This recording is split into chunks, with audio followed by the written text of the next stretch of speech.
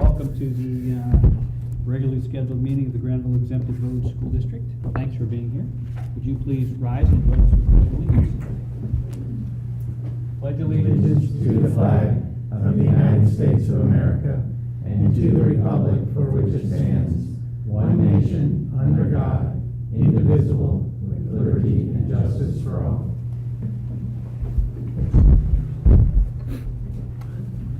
Thank you.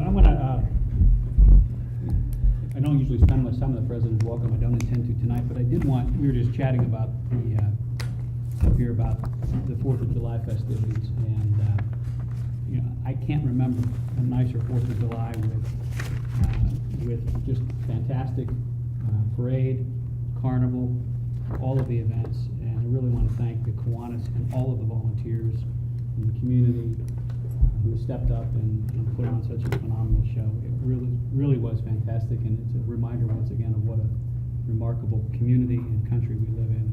People that volunteer countless hours to do this, and so I'm really appreciative, and I want to, Fred, if you'll pass along our Thank you. thanks. Yeah, Appreciate it. and Thank you. on behalf of the Kiwanis, thank you to the schools. Let us use the bleachers, house the carnival employees.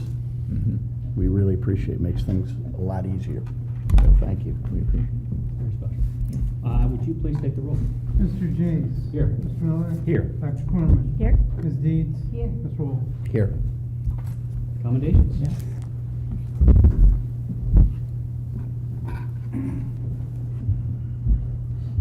Okay, this is the portion of our agenda where we get to commend some of our staff and students. So today, we have the GHS Envirothon team, who placed 3rd in the state in June and earned 1st place finishes in the aquatic section of the contest. The team graduates only one senior and will be loaded for the state championship run next year. Team members this year are Nathaniel Carlson, Jason Redding, Logan Smith, Lance Van Ostrin, and Andy Hogan. Congratulations, team. Come on up.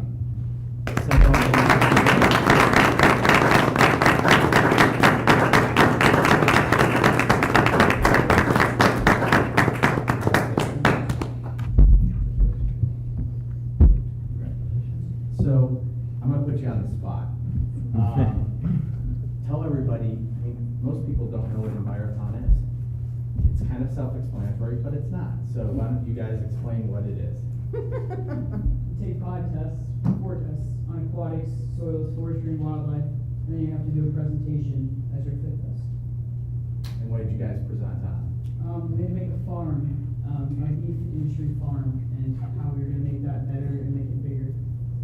Okay. And was that challenging? Yeah. There must be some inside jokes because you're We get locked in a room for 4 hours. Okay. Enough said. Yeah. All right, Mr. Burnett, do you want to take a picture? 2, 3, 1 more. Great. Congratulations.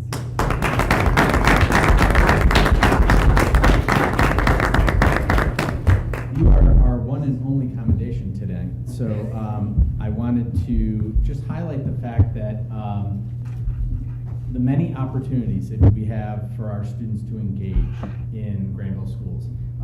We pride ourselves on solid academics, athletics, and arts. And we also have a lot of other clubs and activities that students get to participate in, all trying to find their little niche that they feel like they're empowered to do something like a bee farm, or learn about aquatics and soil production. So it's phenomenal, and we appreciate all those opportunities our kids get to have to find their niche in the world. So congratulations, team, and thank you very much for your education.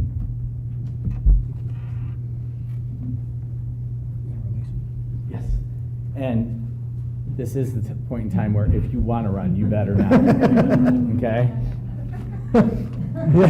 See? They take advantage of it.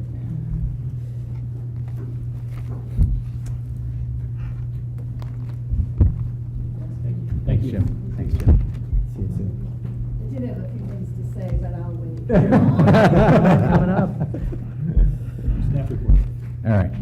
Next, I'd like to invite Kevin Jarrett, our athletic director, up to the podium to talk a little bit about the Inside Out initiative that has been going on this year with our coaching staff, and I think he's got a little presentation for you. I have about an 8-minute video that will talk a little bit about the Inside Out initiative, give you some idea of what that's about.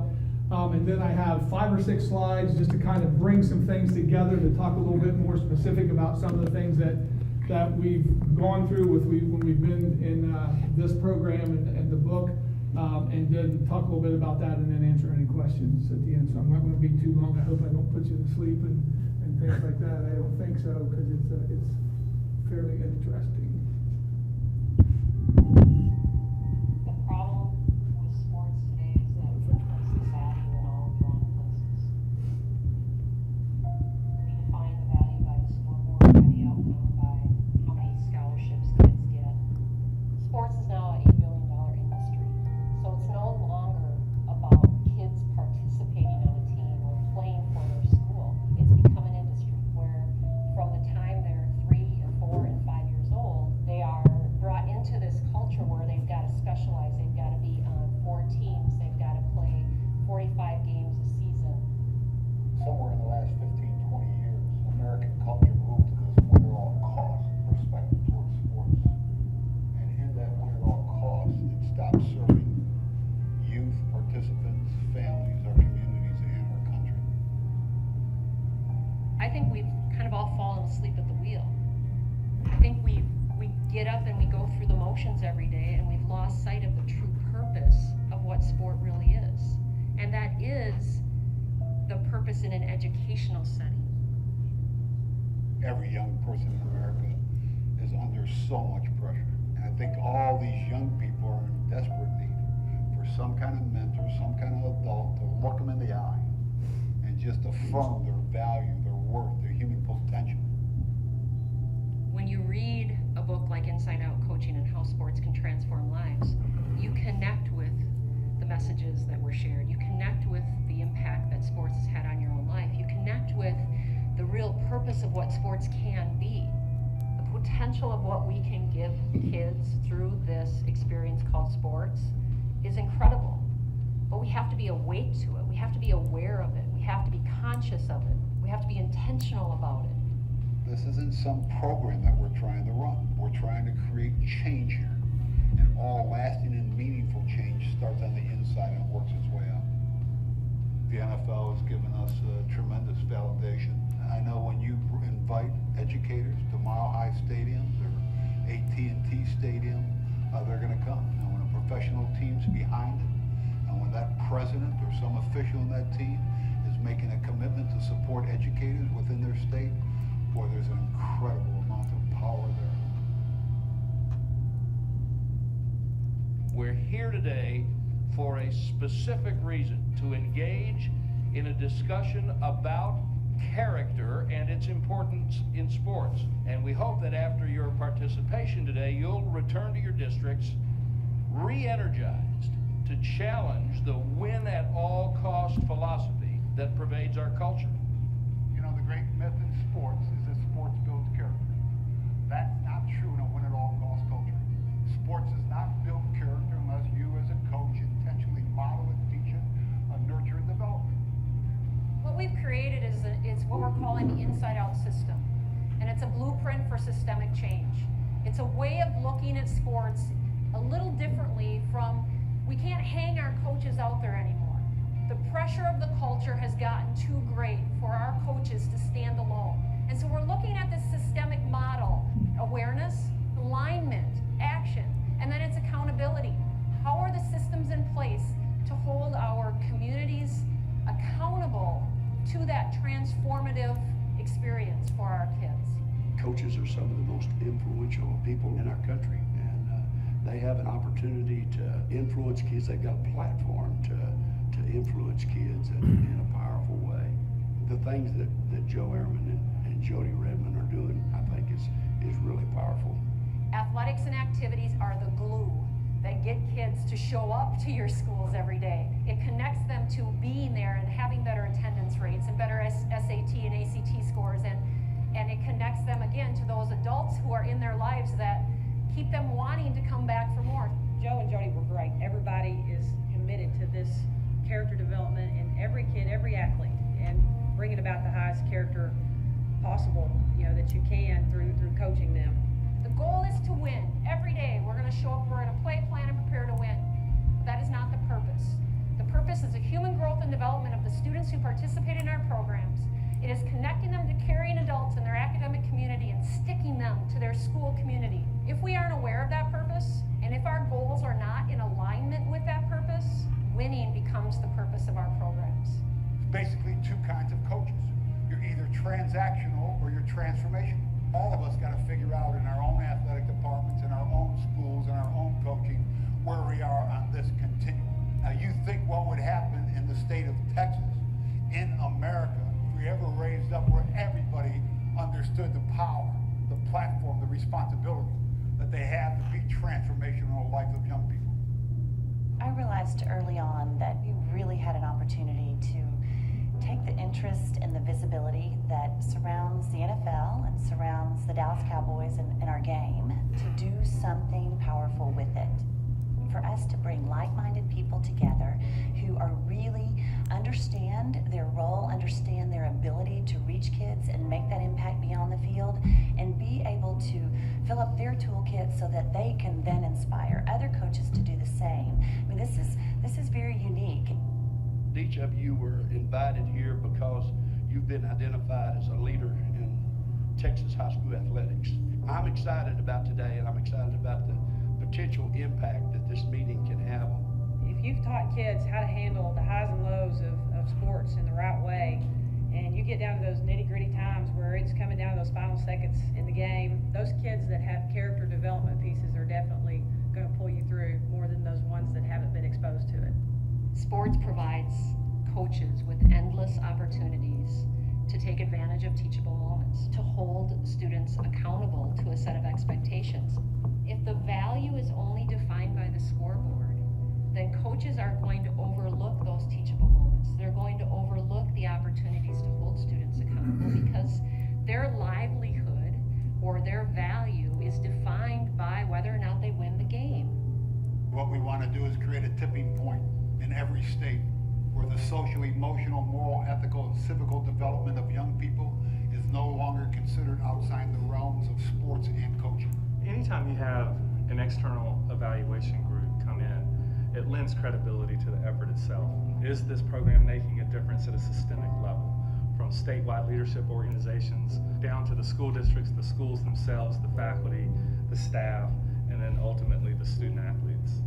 We want to make sure that sports becomes this tool to elevate the human spirit of every student athlete to reach the highest version of themselves. You've got to believe in the inherent value, worth, and the human potential of every one of your players. You're not creating better athletes. You're creating better citizens. You're creating contributors to our society and our community. You're creating better moms, better dads, better husbands, better wives, better human beings.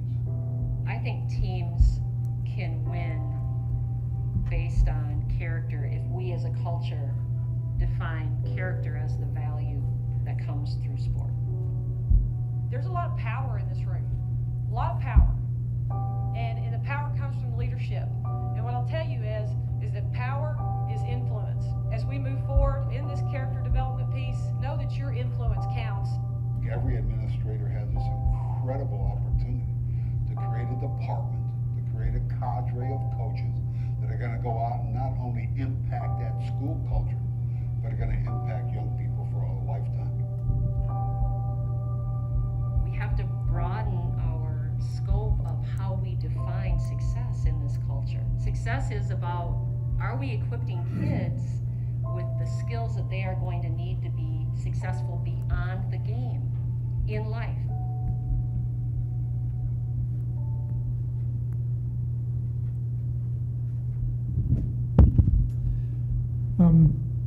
Now, while we've talked about this in our athletic programs, as we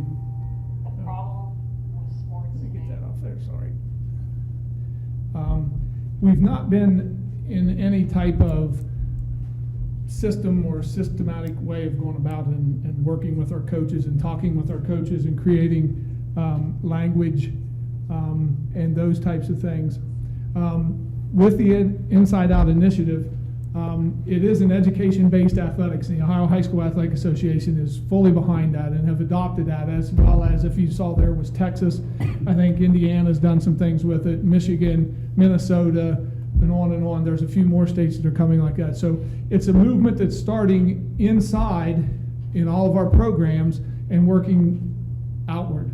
And the goal is to create better men and women, which although I don't think that we have, like they talk about, that win at all cost here. It's like either we win or we're not going to make, it doesn't I don't know that we have that here, but there are things that we can do and learn from and take that will help our young men and women be more ready and able to give to society and come back and work in our communities.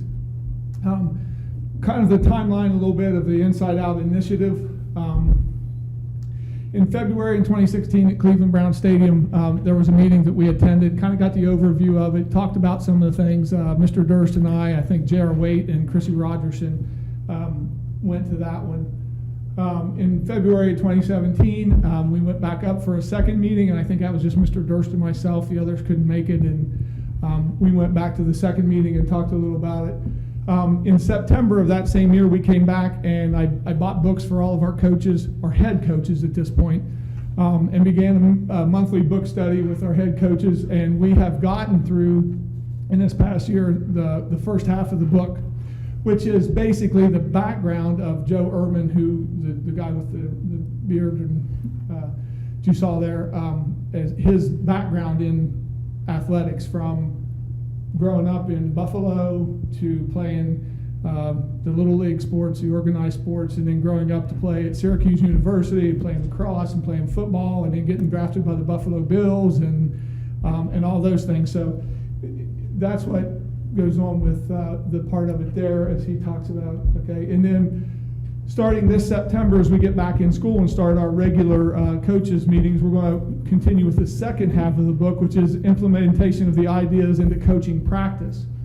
And it's all of those things that they have talked about there that we're going to look at and we'll be going through. And one of those, when they talk about transactional coach and a transformational coach, is there's some exercises in there that you work on and do, and it kind of gets into the deep part of why you're coaching and what you're doing, and it brings it out, and there's a few things that we do on that, and some exercises to go through.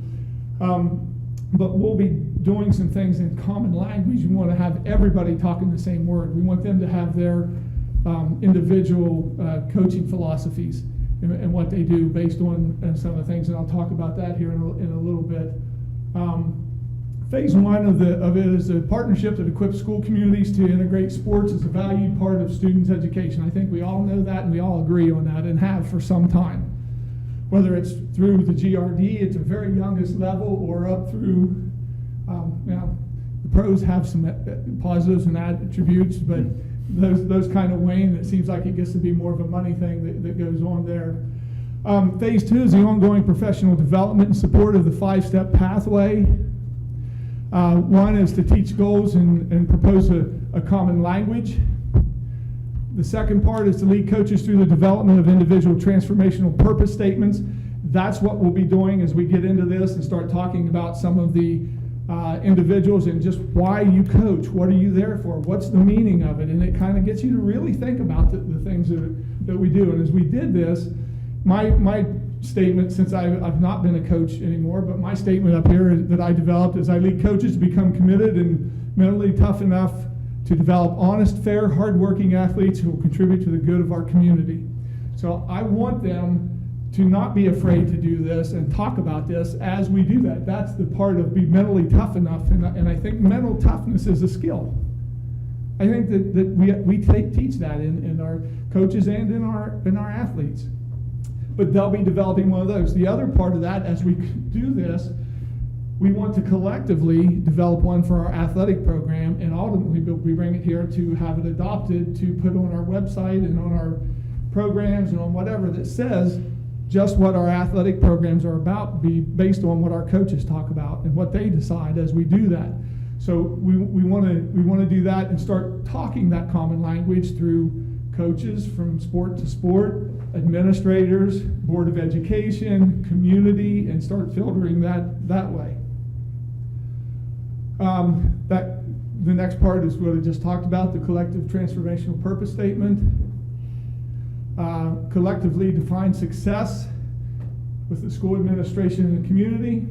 And finally, we want to create coaches and education-based job description. We've already started piecing some of that in with some of the interview questions that we've had that Mr. Durst and I have looked at and done some of those things. So, and then the phase 3, it provides stakeholders a curriculum to develop character and leadership of students and ongoing implementation strategies to assist in maintaining a positive sports culture. So we want to continue doing that. Basically, that's kind of it in a nutshell. I did bring our book.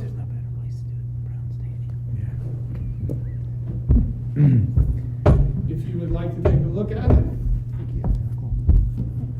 some night, whenever you're wide awake and can't sleep. Thank you very much. Thank you. Sorry, Mike. That's okay. Mike sat here and said, I guess if you're going to talk about, not winning at all costs, Cleveland Browns Stadium is the best place to do it. Well, we appreciate that the NFL has gotten behind this and have provided their avenues in different states like Texas Stadium, places like that for, we had coaches around Ohio and some from Indiana, some from Michigan, some from Pennsylvania that came to the meeting that we had there. So it's more than just in Ohio. It's a movement all over the country that's starting, I think, to gain some momentum with our athletic departments. And I think it's a good thing. I think it's an item we can use to help build strong kids. Mm-hmm. I'm not saying great athletes. That's not our purpose. Again, we want to do that. We want strong athletes. We want to win. We want to do all those things and plan to do that. But the purpose is to build strong men and women. So, Kevin, do you see a role for our varsity G students at some point? Obviously they're the leaders of each team and they come together to talk about certain issues. Do you see them getting engaged in this process down the road? I think as we get through this basic framework of what we want to do after maybe this year, because this will be our second year in it, I think after we get that and we kind of have our groundwork laid about what our coach, when somebody says, tell me about Granville Athletics, and you say, well, here's our statement, here's what we're about, here's what we, Mm-hmm. and then we can have those athletes that are in that. I think it would be a great thing to do as a study and some work with our league, Mm-hmm. and take that out and talk with some of the others. And some of the others are doing this. We met with Maysville, had us down this past spring, and we talked about some of the hardships that we had with this. And the hardest thing for me was being able to get all our coaches together at the same time. Mm-hmm. Yeah. And either they're in season or they've got other things. They're outside of the school.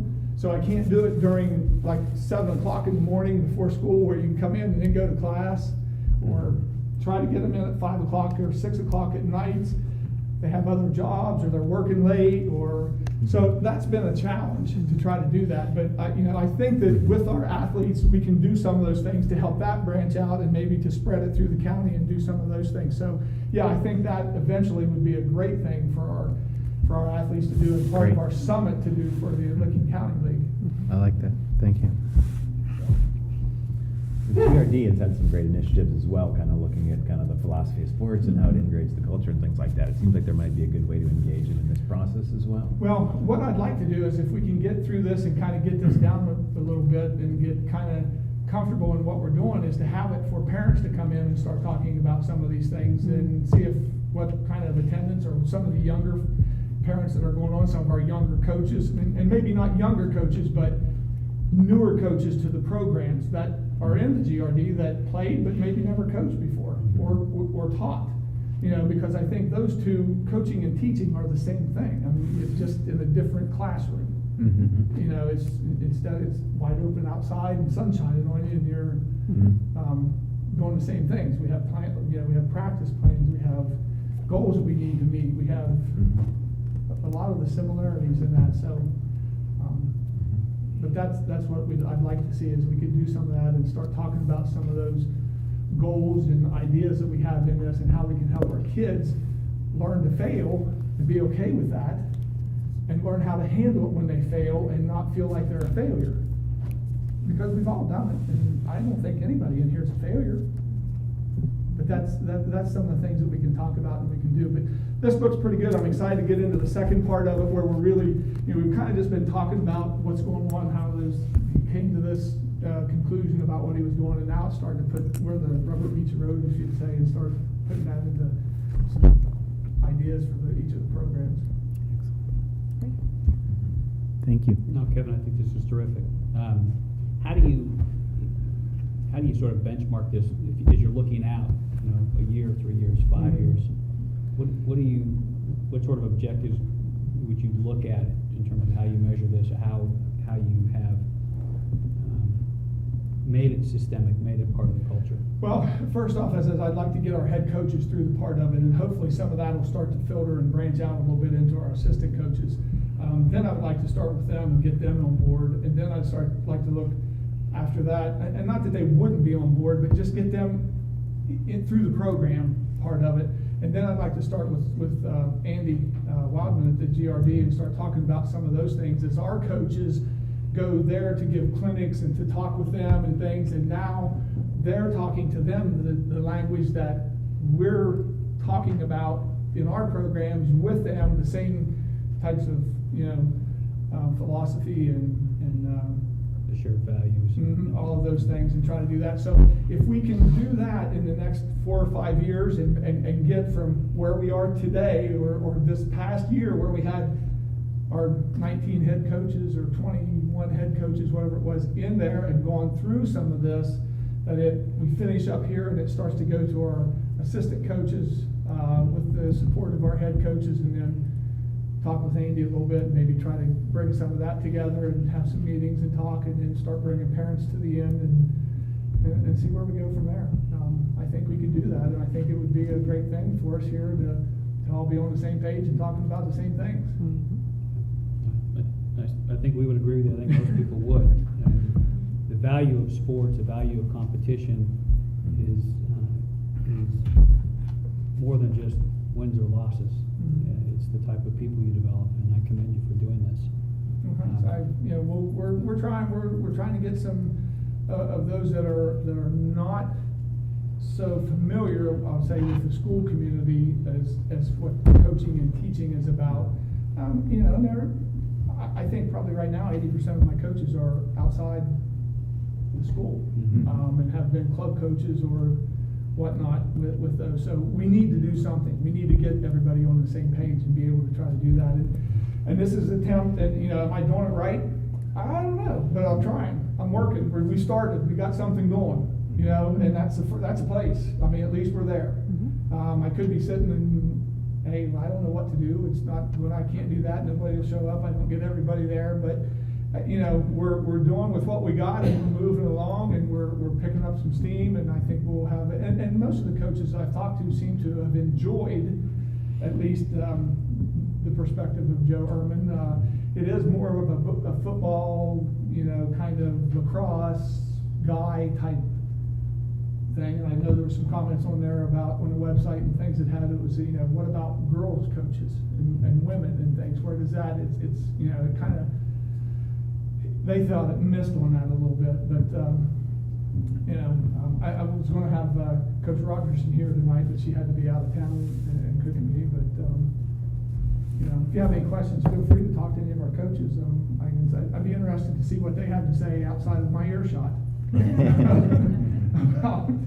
about what's going on with it and what they think of it. Most of them have said they liked it and enjoyed what it said, and now it'll be interesting to see how they really like it when we start sitting down and you get asked for 2 minutes, why do you coach? And you have to give a different answer for each time they ask you that. And really, that's part of the getting into why do you coach? Give out all the easy, oh, because I like kids, because it's fun, because I like sport, because, why do you coach?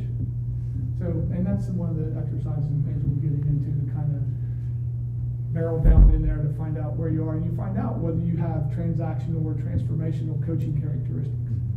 And I have both. I've been and seen myself both ways. That transactional where it's my way, and we need to do this. No, that's not the right way. And the transformational where you've kind of put your arm around the kid and got him going, and looked at him 5 years later and said, man, I never thought you'd make it. And they say, well, thanks, coach. I appreciate that. I did. Appreciate what you did. And that makes you feel good. So, but thank you. If there's any other questions or anything you have, feel free to give me a call, stop in. Be glad to talk. Thank you, Okay, Kevin. thanks, Kevin. As Mike's getting set up, I think what Kevin has talked about is whenever you build a system, you start with a shared understanding of what it is you're trying to do and build. And, that's something that we have done on the academic side of the equation through project-based learning and several other initiatives, formative assessment 7 years ago, building that foundational understanding and using that common language, and then building the structures off of that. And so I think he's absolutely on the right road. And again, this aligns with our mission of learning for life. Not just, they won't remember the wins and losses. Some they will, okay? But they remember the emotion attached to the event, and that's the learning. And they will remember the discipline and the lessons that coaches taught them. All right, Mr. Sobel, you're going to talk to us about levy and pay to participate. Yep, and a little bit of background information Yes. as well. Before we really get into the pay to participate or the couple levy options, I do want to address a couple things that have come up over the course of our discussions, both from here and from outside, is why are you spending what you're spending, and where does your spending go, and why is your spending going faster than the rate of inflation? And we're going to address some of that, and then also some benchmarking about kind of what we get for what we spend. And then after a couple of those things, we'll spend just a tiny bit of time on the pay to participate, just to go through the recommendation, and then the three options that we limited down to at the last meeting. What I've done is, I know instead of 5-year, now 10-year forecasts of each of those scenarios, so you can kind of see what those look like over a longer period of time than what we've been looking at. This is a familiar slide by now as far as our expenditures. This is our final expenditures for the fiscal year that just ended last week. And you still see about 80% of our spending is in salaries and benefits. Purchase services is now 15%, which is % higher than it's been, and you see supplies and other still very low. And what I want to get into is, what I've done is I've sort of moved even further back than we had looked before. We looked at a 10-year period of time. We're going to start with salaries. The blue bar is the % change in our salary expenditures, and this is excluding mandated services. And I've broken those out, and we'll show those separately in a little bit. And the orange bar to the right is the % change in U.S. average hourly earnings over the same period of time. You see that our salary spending outside of mandates has grown 23.6%, which is about twice the rate of inflation over that period. But what you can see is so has U.S. average hourly earnings. They've also grown at almost twice the rate of inflation. And part of what drives that is obviously inflation, and the second piece, the private sector, productivity. Productivity is rewarded through wage growth. It's a lot harder to measure productivity when you get to the public sector. It's not like we can be, we're not producing widgets and can produce them cheaper or whatever. But what I was able to do is one measure that is constant, as kind of a measure of productivity, is looking at ACT scores. It's a little hard to look at outcomes in productivity because so many of the metrics have changed over the last 10 years and what's been measured. ACT scores are pretty common. yeah, they're pretty constant over time. And what you see, the bar, or the line at the top is shown our average ACT score over the 10-year period as a district has gone from 23.8 to 25.6, which is a pretty noticeable increase. But what's really kind of remarkable about that is the orange bars in the middle is our participation rates. Back in 2008, we had just over 100 kids take the ACT, which is probably about 60% of our students. Now, almost every graduating senior has taken the ACT. What you see nationally, and you think about it, makes sense, is usually when you have that big of an increase in the number of kids taking it, your average scores go down. Back in 2008, the group taking it is kind of self-selected. It's the kids going on to higher education and the more advanced, higher levels of higher education. And so it's, academically, it's probably the strongest of your kids. We now have all kids taking it, whether they're going on to community college, a 2-year school, 4-year school, not working, and we've still seen an increase in our scores. And I think that is a great measure of productivity. And the fact that we are getting better results. And basically the teachers have earned the increases that they've gotten, that they are producing a better product than they were. Is there any statistic on how many times kids take it today versus? Not that I have, no, I don't know if that's something, Ryan, if you know that. I just think that's a huge trend that has happened over the last 10 years. Is you had a very small percentage of kids taking it today, kids take it multiple times. And then my question would be, how much do parents pay to have their kids tutored to take the test? Yeah, I mean, those are all things that we don't really have an answer, we don't measure, I don't think, do we?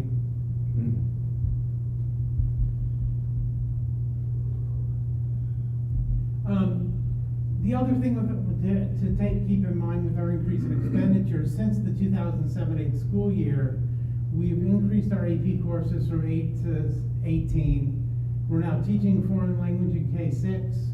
We've gone from 19 to 29 varsity sports. We're offering all-day kindergarten now, which we were not offering at all back in 2007-8 with additional personnel costs being covered. We've created a couple of new pathways in conjunction with CTEC, and our enrollment has increased by 44 students over the 10-year period.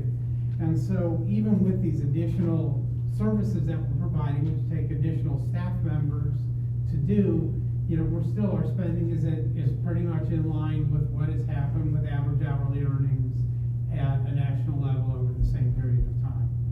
And so we are spending more, but we're also doing more, and have more employees to do more things and services that we're providing to our students.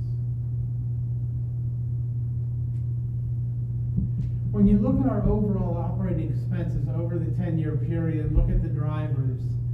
Obviously salaries are the biggest piece, and you see the blue to orange bars on the far left, which is the 23% increase we saw in the previous slides. If you look at the second bar from the right, or the second set of bars from the right, those are our federal and state mandated expenses. Those are basically things that we have no control over. If the service is needed, we have to provide it, and we have to provide it in the way it has to be provided. Those services over 10 years, our spending on that has increased by 105%. It's more than doubled in 10 years, our spending on those items. Our second biggest driver of cost, as we've seen throughout the economy across the country, is medical insurance. Our medical insurance costs have increased by 80% over the 10-year period, and we've taken steps to address that now in the last collective bargaining agreement. None of the changes that we made in the last collective bargaining agreement are reflected in this data. This data is through the last fiscal year that ended a year ago, which is what we can benchmark to right now. The new changes in our healthcare didn't take effect till January 1st. So we would anticipate seeing the impacts of those going forward. You look at the other two areas, the far right is what we would call our discretionary and miscellaneous expenses. We are spending 9% less in fiscal year 16-17 than we spent in 2007-8. That is not inflation adjusted, that is fewer dollars. We are spending less money now than we were spending 10 those items. And you look at our other benefits, excluding the mandated expenses, and those have grown about 7% in 10 years. So again, well under the rate of inflation. I think we've done a good job of controlling costs in the area where we have control over. We're addressing the other areas as best we can. We have no control over the federal and state mandated expenditures. Hey, And- Mike, over here, can you give me an example of a mandated expense from the federal and state government? It's primarily spending on special education services and mandated state deductions, like for students who are our resident students being educated outside of the district, where we as a district are required to pay those expenses. Those are the two main drivers of that. So would that include kids that are homeschooled? No, there's no expense to us for kids who are homeschooled. And honestly, that part there probably does not cover all of our federal and state mandated expenses. They were the ones that are most easily identified and pull out. There are others that are not quite as easily identifiable that we've probably also seen increases. I know one is EMIS, the Education Management System.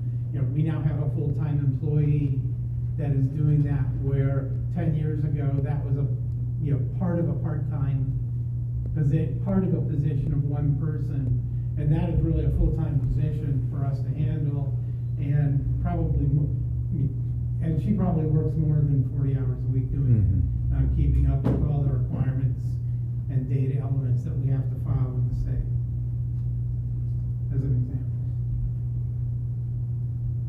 Now, when you look at what we're getting for our money, I've got three sets of comparisons here. On the report card for the 16-17 school year, Granville is one of 23 districts in the state with an A grade for indicators met. And I pulled out three of the main metrics for measuring our spending and our efficiency against the other 22. You look at our average teacher salary is about $4,300 less than in the other 22 districts. Our spending per pupil, even though last year our spending was inflated by the implementation of one-to-one technology and by the large infrastructure project we did in association with the tennis courts, despite being inflated by those two amounts, we're still spending a couple $100 less per pupil on average than the other 22. And really a big difference is you look at our student-teacher ratio, and keep in mind, this is an aggregate. It's total students divided by total teachers. This doesn't mean that, we have 16.9, doesn't mean every classroom has 16.9 students for each teacher. This counts across phys ed teachers, art teachers, music teachers, intervention specialists, basically the total number of teachers, total number of kids. We're at 16.9, whereas the other 22 districts average 15.2. And so we have essentially more students per teacher. We're spending less at an average salary that is lower, and achieving what only 23 districts in the state are achieving, and we're doing it more efficiently than the average of the other 22. We're going to look at the same data against 5 high-achieving Franklin County districts that we are constantly compared to: Bexley, Dublin, Grandview, Upper Arlington, and New Albany. We are the only district of those 6 that got an A on their indicators met. You can see the scores of the other districts. We spend about $8,000 less per teacher on an average salary than these districts. The student-teacher ratios are actually the same as with the other group. Ours is 16.9 versus 15.2, and our spending per pupil is about $1,200 less per student than in these other 5 districts, and we are achieving better results than any of those 5 districts are that we're commonly compared to. The last set, and we've heard, well, why can't you be more like the rest of Licking County and spend like them? All of the other 9 districts in Licking County all had F scores on their indicators met, and whereas we had an A score. Yes, our average teacher salary is higher, our spending per pupil is higher, our student-teacher ratios actually are the same as the other districts in Licking County. We're just getting a lot more bang for our buck. And I think you can make a very strong argument that yes, we're spending more, yes, we're paying our teachers more, and we are getting what we pay for. We are getting outstanding results with what we pay for. Any questions about this part of it before I kind of move on to the? Are those reports in here or are they just online? I'm sorry? Those reports? That this is taken from? Yeah. It's all online. Online. It's on the Department of Taxation website, or Department of Education website. It's data you can download through the report cards. I think she's asking. Yeah. if these slides Oh, these are on slides? the Yeah. website. Or the Yeah. slide. I'm sorry, the slides we will put online, they are not right now. Okay. Thank you. I think Sorry. to also reiterate why we looked at this specific set of data was really an outcome of some of the feedback that we heard during the 4 forums leading up to tonight's discussion around the levy. And most of the information and the questions came in the form of, looking at efficiency within the school district. And one of the things that, we have a continuous improvement mentality around academics and the services that we provide, but we also have an efficiency mentality, and we look at everything with a critical eye as far as how to do it in a better way and maybe a more cost-effective manner. And every time we save money on operations or facilities, we can use that money for academics. And that's been our goal. And I think you see some of the results of that in this data. But all of it is in reaction to questions that we feel that we've had during those forums. And so we wanted to kind of preface the discussion with some of those responses to those questions. Okay, just a recap of what we have done since the end of the school year and the failure of the levy back in May. 6 staff members have been laid off. Those folks are all no longer employed here. The annual savings of about $400,000 was an assistant principal, communications director, 2 librarians, a bus driver, and a part-time aide. We have had 2 aide positions that have become vacant since we implemented the changes. Those have not been replaced. Those are being filled by existing staff members at about a $50,000 annual savings. And then the bottom part of this is, really to avoid additional reductions in our staff, and that we've talked about is implementing both a change to the high school activity fee and also implementing a pay to participate athletic fee that are going to generate together about $180,000. Again, that probably save 2 positions from having additional positions from having to be eliminated to meet the reductions that we needed to make to get our budget where we needed to be given the failure of the levy.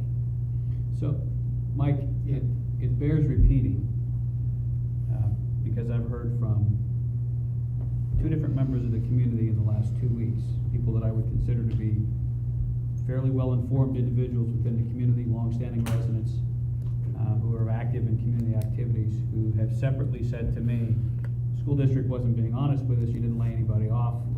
Those layoffs don't take effect until January. Nothing could be further from the truth. If anyone can go upstairs right now and see the empty cubicle where our communications director used to be. Those people's jobs were eliminated, and they're no longer on the payroll. Yep. And I want to make clear, we weren't happy about that.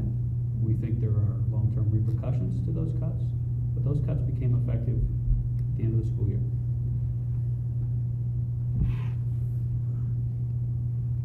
The pay to participate recommendations, what you will have 2 action items that are on the agenda tonight. One will be to increase the high school student activity fee from $50 to $75, and we are really going to rename it the non-athletic extracurricular fee, is to cover the cost of extracurriculars that are not of athletic nature. We are going to rename the middle school one as well. We are not recommending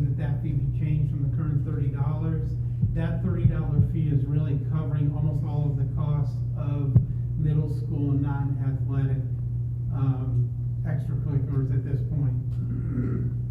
We are recommending that we implement a fee of $200 per high school sport, $150 per middle school sport, with 2 caps.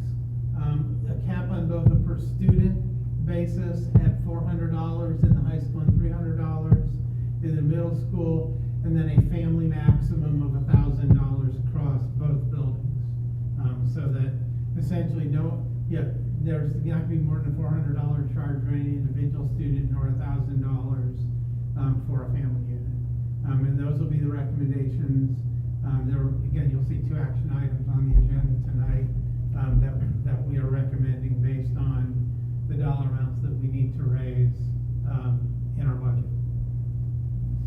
Mike, what drove the renaming to a non-athletic extracurricular fee? It seems like a little bit of a mouthful, and I'm not sure it's more clear than an activity fee. If anyone has a better name for it, they're welcome to substitute a better name. I think the idea was that to separate out that the extracurricular fee that's for non-athletics that are paid by every student, whether in high school or middle school, is to cover the costs or a portion of the costs of providing non-athletic extracurriculars. Some of those things affect all students, like student council and student government and things like that. Others are, clubs that if we put individual costs on specific clubs, there's a real good chance those clubs would cease to exist because of the cost would be prohibitive. Do we have to track with separate accounts these separate fees that come in and what they go to ultimately, right? No, we do not have to. All the money comes in and goes into the operating budget. Okay. So no, it's first of all, it's easy to track because most of it's done through pay for it anyway, and so it's easy to track. But we do not have to keep this separate. It's not. This is all general fund money, so it just goes into the operating budget, just as what this is. The money is essentially covering a portion of the costs of the stipends for our staff members who are the coaches or the activity advisors. Just like that comes out of the operating budget. So there's no exact tracking of the money that has to be done. But every kid pays it, right? Yes. The activity fee. The activity fee, yes. It's just a little confusing. We had an activity fee, So and now we have a it's- high school student activity, non-extracurricular. Yeah, because I think the misnomer is, well, if my kid doesn't participate in any extracurricular activities, I not then assess this fee. Yeah. So I would just leave it as an activity fee. Yeah, well, I kind of agree that if you say like, oh, it's a non-athletic extracurricular fee, well, like, my kid doesn't do non-athletic extracurricular, I don't have to pay that, right? I think if we just have a all-student activity fee and a pay to participate, but if there's some other reason why it's confusing or whatever, I'm kind of curious where that So came from. the recommendation actually came from the athletic boosters Why and couldn't said, we do that with the athletic fee, just Hey, roll it in as Jim, an activity fee? hold on. Okay, so the recommendation came from the athletic boosters to try and clarify, because a lot of the secretaries get questions about what does the activity fee cover? Yeah. And we're bifurcating the actual fee structure, so they thought, is there a way to better explain what it is that people are paying? Yeah. So that was the rationale, that was the catalyst for, if you don't want to change the name, you don't have to change the name, as long as we can explain what people are paying for, Yeah. we're fine with it. Yeah, that was the main reason for it. And I was having trouble coming up with a good name for it, and so I just sort of left it at the most descriptive I could, for lack. Yeah. It's That's not good. something I'd want to put in a marketing campaign, but Right. I'm certainly open, I'm Okay. sure we're open to calling it something else. Okay. I think the pay to participate fee is going to be pretty clear. Okay, the last 3 things I want to go through, these are 10-year forecasts. You've seen 5-year forecasts of everything. These are the 10-year forecasts of what each of the 3 options are going to do, with hopefully a little bit clearer description, the titles of what the options are doing. This first one is a 1% earned income tax. 2.33 mil reduction of property taxes, primarily through not renewing the PI levy. What you can see in here, and keep in mind, this is, you know, when you start getting out 5, 6, 7, 8 years, this is just trending. It's trend spending and trend revenue. It's a little hard to forecast what might happen in 2024. You know, it's a little hard to forecast what might happen 3 weeks from now. 2024 just made it a little bit harder than that. What you can see is based on the trend forecasting, if you look at the second line from the bottom, is under this proposal in the 22-23 school year, we would be receiving still a little bit more money than we would be spending from the, in total. We'd start spending more than we were taking in, beginning with the 23-24 school year, and start drawing down the balance. But again, under these projections, and keep in mind that this is, you're talking 9 years from now. Keep in mind that $100,000 change in 2019 is $800,000 out here when you get through compounding. So you get a lot. Yeah, I wouldn't put tons of, you know, come looking for me in 2027 and ask me why that number wasn't right. But it gives you an idea that, you know, an option with an earned income tax at 1% gives us some long-term stability. Before we would have to even think about looking for new money, we would peak out at a cash balance of about $9.5 million under these assumptions. Keep in mind, this is with no changes to our current spending. So there would be no, you know, this means we're still going to be charging to the athletic participation fees, the activity fees. We're not going to replace it, you know, bring back any of the positions that were eliminated.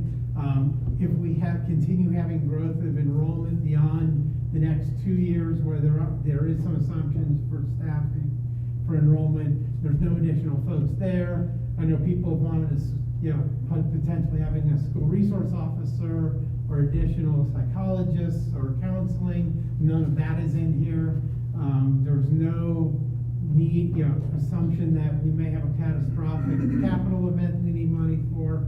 This is basically what we're current spending and trending outwards. And so, you know, there's obviously room for variation in here. Could it be higher cash balances? Yes. Could it be lower? Yes. You know, we're talking a long time from now. And that's going to be the case you're going to see in all three of the options, is that it is a current spending trending with no changes in what we are spending money on. Mike, did you, in the expenditures, and we talked about this during the last levy campaign, about the capital expenditure needs versus what's in the PI budget. Does this reflect the capital expenditure needs that we forecast making over? So it's a $1.5 million roughly. There is implicitly in here, I just to avoid confusion, I have taken it out. There would still be a 2.75 mil inside millage swap that would generate about $1.5 million a year permanently into the capital budget that would grow with inflation. So it allows us to meet our needs. Devote the resources based on the 20-year plan that we have. It will let us meet our ongoing needs. It does not provide us with the cushion if we have a major unexpected event that causes a large expenditure. That would be what some of the cash balances that are being accumulated here would be able to be used for, as if we had to go through, like we did last year when we had to replace the roof that we weren't expecting. Where now with these assumptions, if we have a $500,000 or $700,000 unexpected capital need come up, this would give us the flexibility to deal with that without deferring our other maintenance or using some form of debt to pay for it, which we also had to do. We did with part of the roof costs, as well as we built that into our lease purchase to be able to afford to do that. Thank you. This assumes that the income tax keeps going. This assumes that the income tax, which which I think we would recommend if we're doing it, we do it for 5 years. It assumes that it's renewed after 5 years at the same level. It does not assume it goes away or is increased. It's assumed, again, in this case, it's assumed that it would generate at a 1% rate per year on earned income in this example. The second is a 0.75% on all income, again with the 2.33 mil reduction in property taxes and no renewal. And you actually see a very similar outcome in the 0.75% on all income as we did on the 1% on unearned income. You see, again, the 22-23 school year will be the last year that we are bringing in more money than we are spending. If we peak, the cash peaks out a little bit higher, a few $100,000 higher under this than under the 1%. We begin bringing down that balance, but again, with trend spending and trend revenues, we end up again around $4.5 million of cash 9 years from now. So again, it gives us a much longer sustainability with this option as well. And again, the same assumptions of no changes in our spending patterns.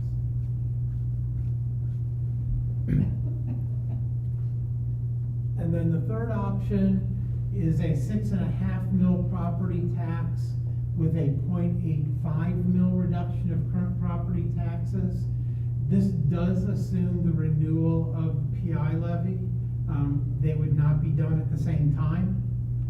If we place this on the ballot for this November, a 6.5 mil tax, the idea would be that in May we would come back with a renewal of the 1.7 mil PI levy. There's less of an there is still an inside millage swap with this.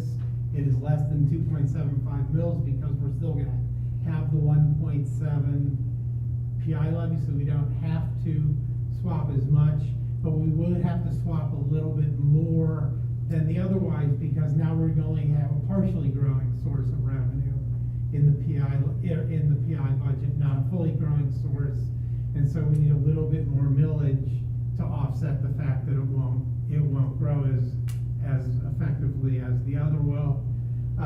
Here, you see the big difference here is that with essentially a net 5.65 mil increase with the inside millage swap we'd be doing, we would actually peak out a year earlier in our balance at a lower level, about $8.4 million.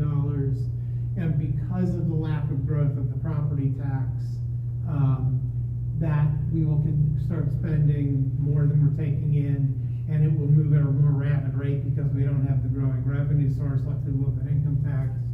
And you can see that this, now we start running into more critical problems several years earlier than we would with an income tax option. And again, that is primarily because of the lack of growth from a property tax relative to an income tax. Yeah, but it seems like we'd actually be back on the ballot sooner with either of the income tax options, potentially, because we're gonna be back on 5 years for sure. With the property tax one, sort of could be more. We would be back on the ballot sooner to renew the tax. Sure. We would be back on the ballot sooner, in this case, for additional money, because the assumption would be that this will be, if it's a property tax, it would be done for a continuing period of time, not 5 years.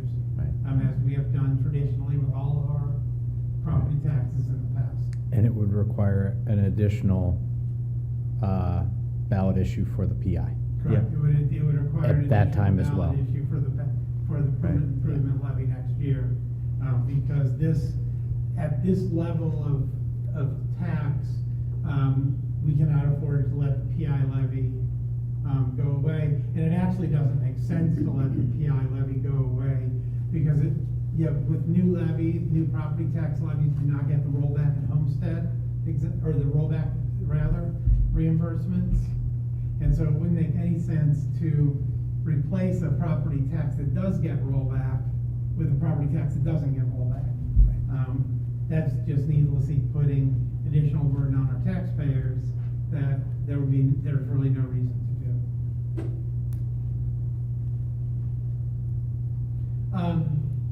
Just a couple final points.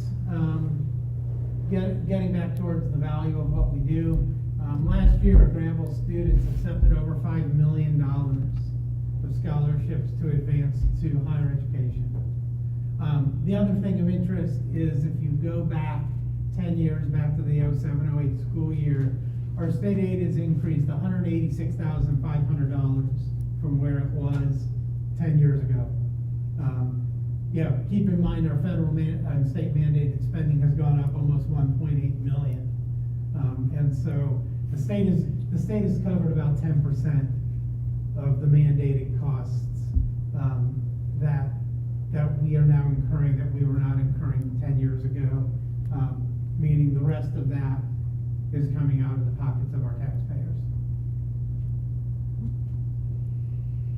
Thank you, Mike. Questions?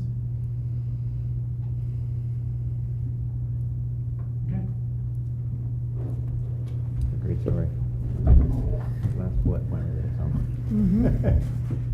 So I am going to be very brief in talking about, in our last meeting, Mr. Durst came and talked a little bit about the middle school and high school handbook recommendation changes. And just to review some of them, and we had some conversation as a board about some of the things that you weren't comfortable at that time. So from an academic standpoint, we are adding successful completion of the Global Awareness Project to the graduation requirements. That is just aligning our handbook to our current practice. The senior project and the Global Awareness Project is a requirement for graduation at this time. Code of conduct, there was some concern about linking the tobacco policy with the substance abuse policy, and so we are planning on keeping those separate.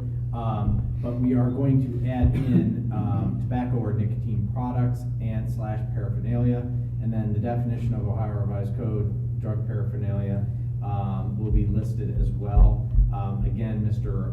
Durst referenced the empty jewel pods that are being found around the middle school, high school campus. That would allow us to intervene and talk to students about those items and allow us to render consequences. It would keep the in-school suspension, but increase the penalty from 5 days reduced to 3 for the first offense, and the second offense is 5 days with no reduction. And both of them have a tobacco cessation aspect to those consequence reductions or those offenses. In addition, add in loss of parking, off-campus lunch privilege, and early and late arrival privileges. And those would be for 45 days for the first offense and 90 days. Right now, those are end of the semester language related, and now we're changing them to a 45-day and 90-day period.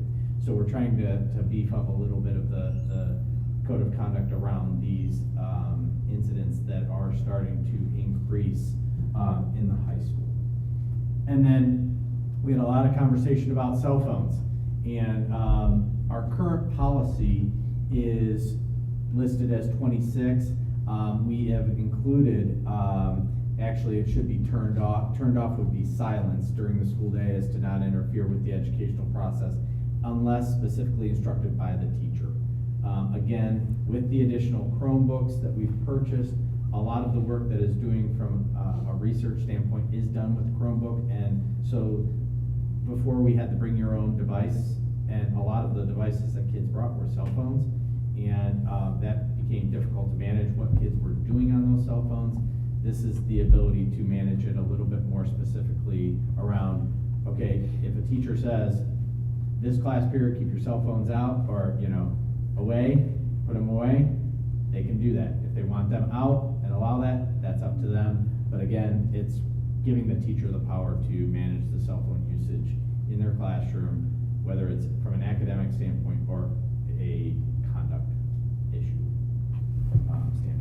I think that's the key thing, and I hope we can kind of arm our teachers with some kind of education. I'm not sure what best practices are, or how we educate our own kids about, appropriate use and so forth, because I think this is a thing that's coming, Right. I mean, Well, kids are and gonna have cell phones, we gotta. The comments I limit think them. both Dr. Corman and you made were around the fact that this is our reality, so it's It's about educating students about how to deal with it, not just in necessarily taking them away, but really when is it acceptable to use the device in an academic setting and then some other social settings.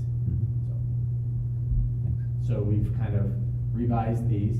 The other item is the laundry list of OSBA policies that I referenced earlier in the first reading. And in review of that first list, I actually removed the evaluation policies because we had already done an update to our evaluation policies that aligned with what the change was, so we didn't need to add those. All the others are really just references to some type of legal reference change. There was a reference in about 7 or 8 of those policies to the fair reporting standards at the federal level. That's now been removed and not necessary, so that had to change all those policies. So most of them are just related to reference, Ohio Revised Code or federal references. So that's what you will be voting on in the action agenda. Any questions about this? Mr. Durst apologizes that he could not be here. So the only change from what's on the screen is it turned off, is it is Silenced, yeah. Okay. We don't want phones ringing during the instructional period. Thank you. Thank you.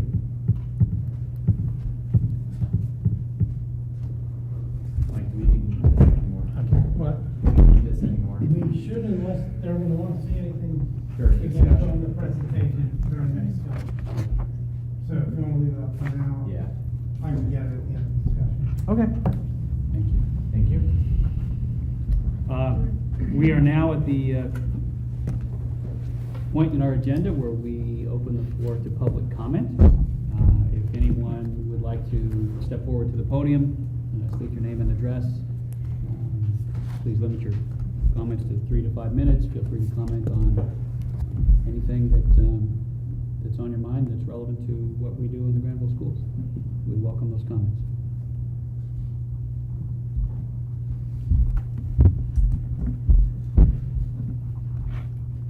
Good evening, the Board of Education, President. Just 2 things. I am a new member of this community. I've been involved in 7 different districts in my Can you state your name and address? Rick Tyson, 341 Shannon Lane, Thank you. Grandview 43023. That's okay. There's a couple things I'd like to speak to briefly. Number 1 is whether it's an activity fee, a pay to play. I'd like the board to consider the resolution tonight of 10.03 and reduce that family amount down to $750 as a max. And also take a look and perhaps postpone this for another month so you can speak to it. I think with the obvious tax increases coming, this is also going to hit community members hard. Doesn't affect me. I'm a former Division I athlete. I was one of those kids that hung on in elementary school who got better because I had that opportunity when my parents didn't have a lot of money. So I would like that consideration just to be given, have a discussion amongst yourselves. The second thing I'd like to speak to is I certainly want to see the Granville schools continue their excellence. The levy that will go on the ballot soon. I still would like to see what that 6.5 mil amount will be per 100,000. We haven't seen that yet. We talked about that in some forums. So as we move forward, I'd like to see what that effect, if that is the option that we have, that what would it cost for a 200,000, 300,000, 400,000 home? Because our property values are important to us. And lastly, regarding one of the slides, I've tried to always be active in my community, and one of the things that I would urge the board and the levy committee to not get caught up in this letter grade fiasco. I think it's great that we're rated that high. If you think that New Albany's at a D and Dublin's at a D, having lived there, I think they're on your mind. There's been a lot of discussion about it. And I don't think any school district, if you polled the 500-plus districts, that they have a lot of confidence in that particular system. You're not dealing and able, there's special education needs that are far exceed in other districts that they get penalized for. So as we move forward, I would recommend that we certainly tout all the great things that happen here. But again, if you think Dublin and New Albany is a D, and if you have that much confidence in the grading system, then I would suggest you start looking at, dig a little deeper as I have, into all the factors. Thank you. Thank you. Thank you.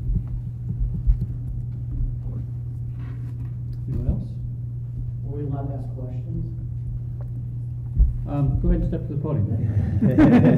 We don't- Yeah. I I will tell you, we don't, Yeah. typically we invite your comments, as Okay. opposed to back and forth. The board will have an opportunity to respond during our comment session, which is next. But if there are questions you want to pose, they may be things we can discuss during our board discussion. Okay. Jim Green, 65 Dennison Drive. The question I have is, did you guys look at possibly including the athletic fee into one fee as a activity fee as well? So you have one fee for everybody to pay. So if I don't have a kid in steel drums, yet he plays or runs track or baseball, I'm not having to pay for him, not having to pay for steel drums if he's not doing that. So it would just be one fee that's shared amongst the community. The other question I have is how are the athletic fees gonna be collected? And is there a drop dead date for the coaches to manage? So if I have, kids come out, which were traditionally a no-cut sport, 3 weeks in, do I have to say, okay, this is when the fees have to be paid? Or, is the kid gonna go after a month and a half into the season, go, yeah, you know what, I'm not really liking it, so can I get my money back? So those are some of the challenges that we're gonna run into. I think the other thing too is the middle school fees too high, because their season is so much more limited, and their opportunities to compete and participate, it's such a shorter season for most of those middle school sports that I think you'll lose a lot of the kids coming up through the programs. So I think that's gonna be a deterrent, like the gentleman said before, he may have not been the best athlete at that time. And we see that a lot with the middle school kids where, they're just trying to figure it out still. And many of them are dual sport athletes where they're playing a club sport, a private club sport, through whether it be soccer or lacrosse, but they can still come out and participate in track. Jen, you know how that goes. We still make time and room for those kids to go ahead and participate. Those are the kids that we're gonna end up losing that, may benefit because at some point they may get cut from that club, or that club may not find a place for them, and they weren't able to develop as a student athlete. So. No, I think that's a concern that we all have. We don't want to discourage kids from participating. Yeah. Taking what Mr. Jarrett presented earlier, we think there's tremendous value in participating in any of these organized activities, whether they're extracurricular activities or athletic participation. There's tremendous value in that, and whether you're the star performer or you're struggling to stay on the team, there's a benefit to that, and we know that kids do better when they're in those activities, and so trying to find that point where we're not imposing something that discourages participation, but yet recognizes the economic realities that we're facing, because the alternative for us was laying off more people, and adding these participation fees allowed us. Yeah, I just want the participation fee to be fair, and I've had kids in music and in athletics both at the same time, and it seems like the athletic end seems to get the short end of the stick a lot of times. So, you know, there's a lot of different things that go on with that. So, you know, there's exceptions made for other activities that aren't given to the student athlete. The other question I have too, and Fred mentioned it last time we were here, is the hardship cases that you may come across. I don't know if you've set up parameters for that or what that may be, but he mentioned that the boosters in the past have picked that up and probably what they would do as well this time. Is there a legal reason where we could just look at it and go, the kid's got a hardship case, he just doesn't have to pay? As opposed to going to the boosters and saying, hey, give us $200 or $400 for that kid. I don't know that there's any legal reason. There may be just, frankly, how do we make the determination about who can pay or not? Are we talking about? Well, you're gonna have to make that choice anyway. Right.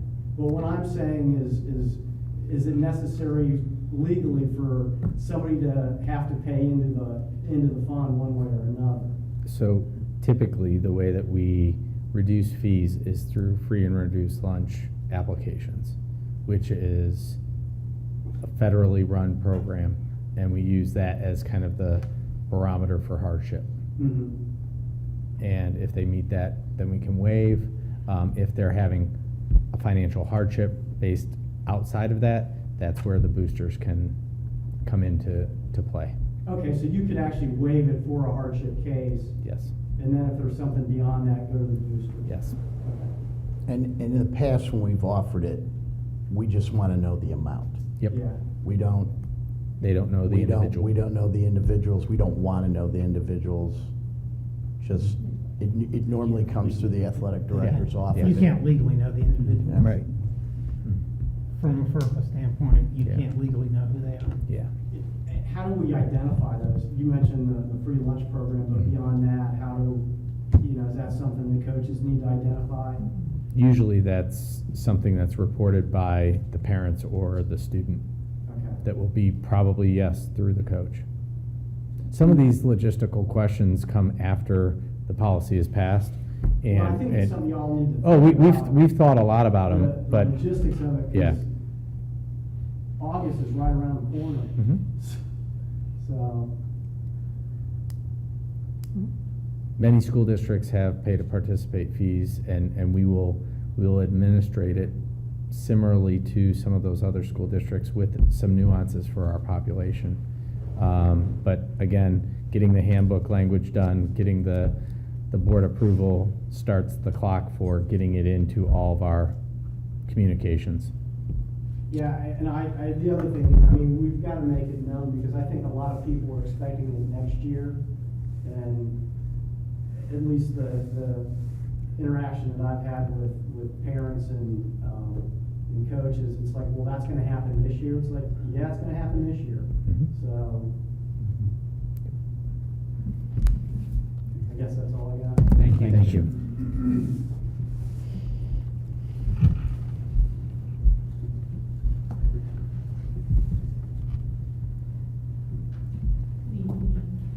Amy Mullins, 103 Fairfax Court, Greenville, Ohio. A couple of things. Mike mentioned that the rehiring of teachers will not happen if the levy passes. What about pay to play? Will that eventually go away? One question. I didn't say, yeah. What he said was in the assumptions Okay. for Yeah. that, nothing was added back in. So what is our current state of employment is our current state of employment in that scenario, and pay to participate would continue at the same level as we're discussing as well. Yep. It's a little frustrating that we have a levy coming up and there aren't very many people from the community here. So with that being said, if it's a November ballot, and even if it's a May ballot, are we gonna continue to have levy forums so that we can educate our community and make sure they do understand people were fired, people were let go, not fired, but people lost their jobs? Something I thought would be beneficial to add to educating our community my husband just received AP scores from his English classes, and he did a little bit of data. And I had to text him because he's in a swim meet with our son. Over the last 9 years for a public education, those students who have passed English and his English AP test, they've saved over $500,000 for college tuition. If he used Denison's cost-based tuition for the private sector, and it's $1.2 million. So those students that are taking AP classes are also benefiting by not having to take classes. So those are big numbers for just one class, but can we also do that for all the other classes at the high school? Because that's big money. What else? There's something else. I think that's it. And he didn't want me to share, and I said, give me your stats. So, Russ, if you would, can I respond? Sure. To a couple? Okay. So, once a ballot is voted on by the Board of Education, a committee does get organized and start to put together communications on behalf of the Board of Education and Administration. That will be happening ASAP to try and get information out. And I do believe, sorry, the sun's right in my eyes. You know, the intention is to have multiple forums, probably one a week, where people can come and get informed around this issue and what the board has promoted. On the issue of AP, I can tell you as a parent who sent a child to school that was able to pass out of many courses and was able to, you know, potentially graduate early because of the credits that she walked into IU with. Now we're choosing to have her do an internship, but which will keep her there. But I know Mr. Janice also had that same situation with his oldest. So we absolutely see the benefit. And what we were talking about in the highlights was just scholarship dollars earned. AP is a whole separate category that also adds significant value to the student's experience. So point well taken. And your point about the community involvement is critical, obviously. You know, voter turnout was 36% in the last election. And we held, the levy committee and folks who spoke held over 40 events to speak to the community. There won't be any lack of effort by the levy committee or the administration or anybody else to put the word out, but we absolutely consider it imperative that we engage the community on a deeper basis and bring more of them in. Because as evidenced by the points that you made, by the points that were in Mr. Sobel's presentation, there's tremendous value in what is produced in these schools. You know, there's no way around it. Great schools cost money, and we do a fantastic job here. You do a fantastic job here for an amount of money that is less than what's spent elsewhere. Any other comments? Anyone would like to step forward? Thank you for the comments. We appreciate it. We value them. We welcome them, and we would love to have more of them. So with that, we will then move into board discussion, and we can frame up the discussion tonight. We have on our agenda 3 resolutions which we can vote on. The 3 resolutions which Mr. Sobel outlined in his presentation, the 1% earned income tax, the 0.75% all income tax, and the 6.5% property tax. Bill. 6.5 mil, thank you, property tax.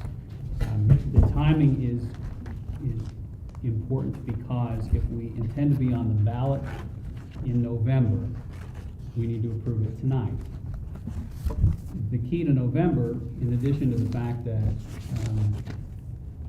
you know, the way we run our business is to try and budget appropriately for what we plan to do in the coming years.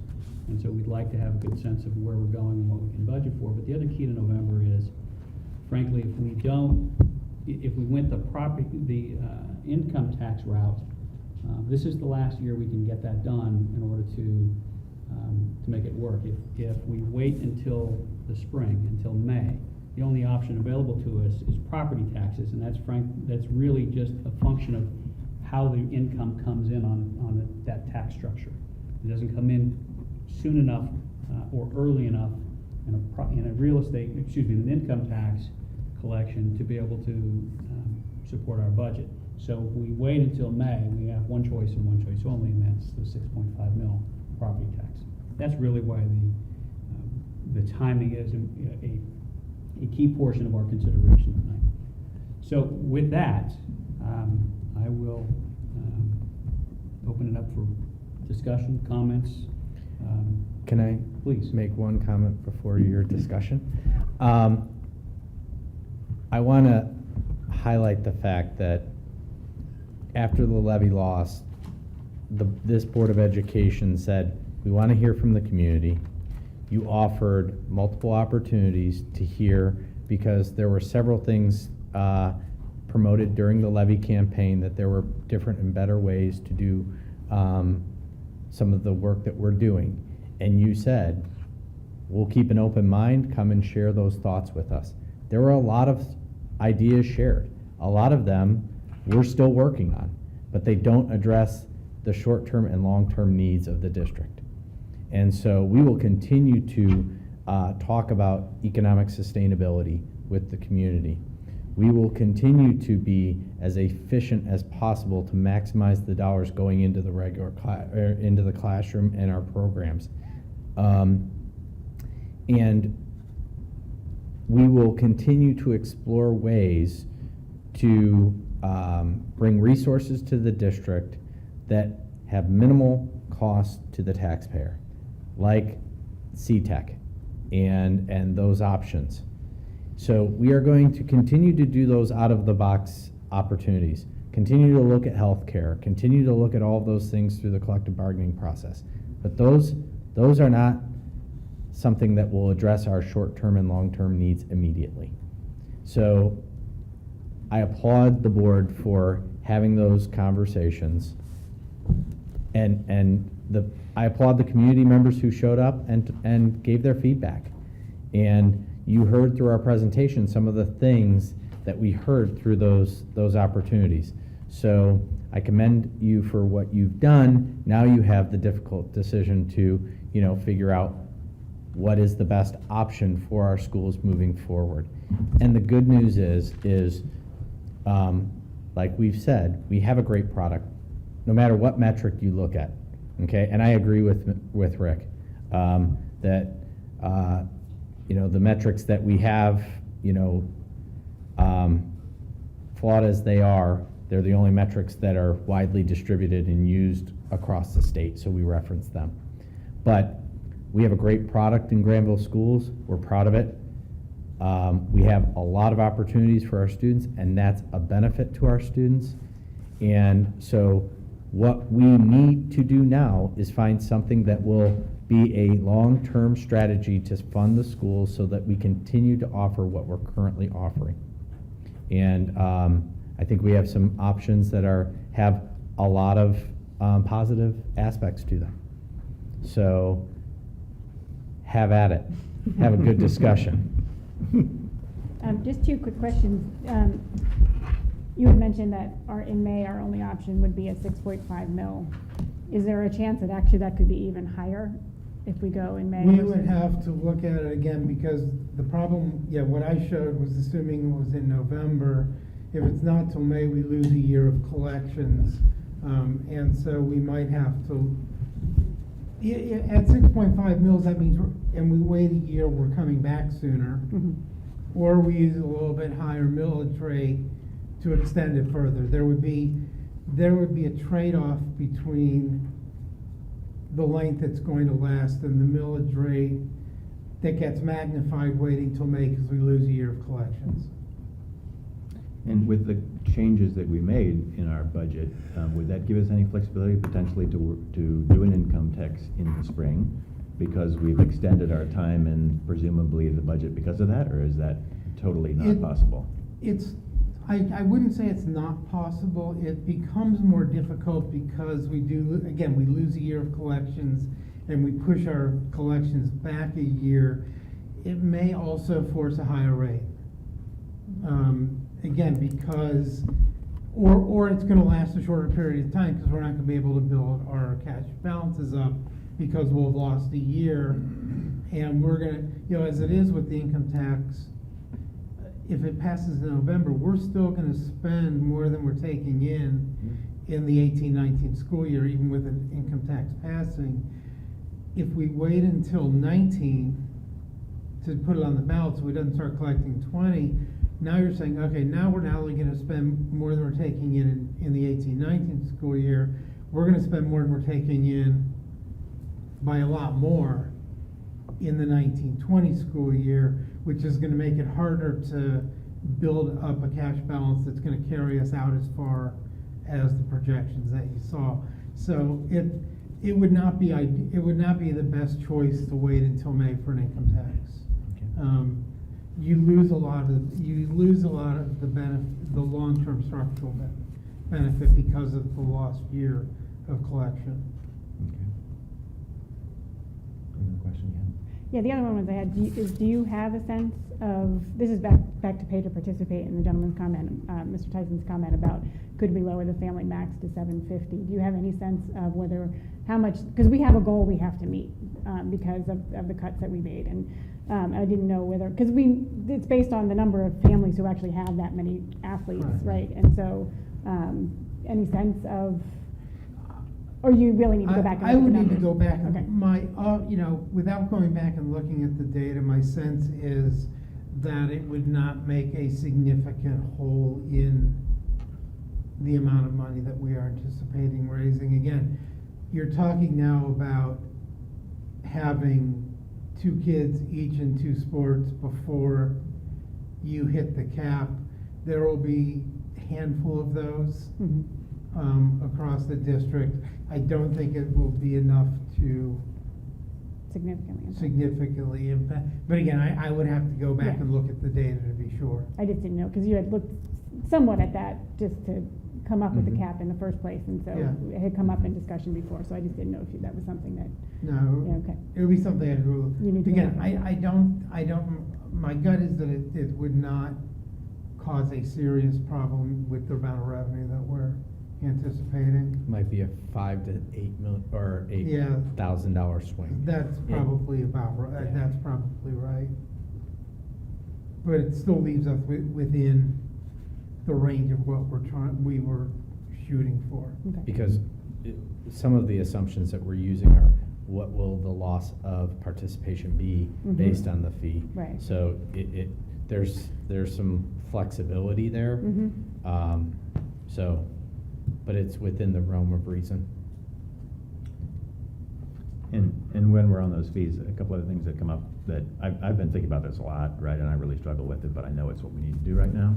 And I really appreciate your analysis that you put into this to help us understand and look at lots of different levels of both academic or non-athletic and athletic fees. And I think, you could correct me if I'm wrong, our strategy has been craft the activity fee to cover the similar kind of amount of spending that we have in non-athletic, and craft the participation fee to cover the amount of cost in the athletic fee. So that's why that was kind of structured that way, right? And I think again, with all the different options that we've looked at and you've sent out to us and so forth, it seems like that's sort of the right option. And I think from a timing perspective, I've been thinking about this a lot. We've talked about this for years, whether this is something we should do or not, and certainly for the last few months. And I think it needs to happen now, right? Just from an implementation timing perspective, if it's going to happen this year at all. And I think we're really committed to making it happen this year. So that's my thoughts on those. Thank you, though.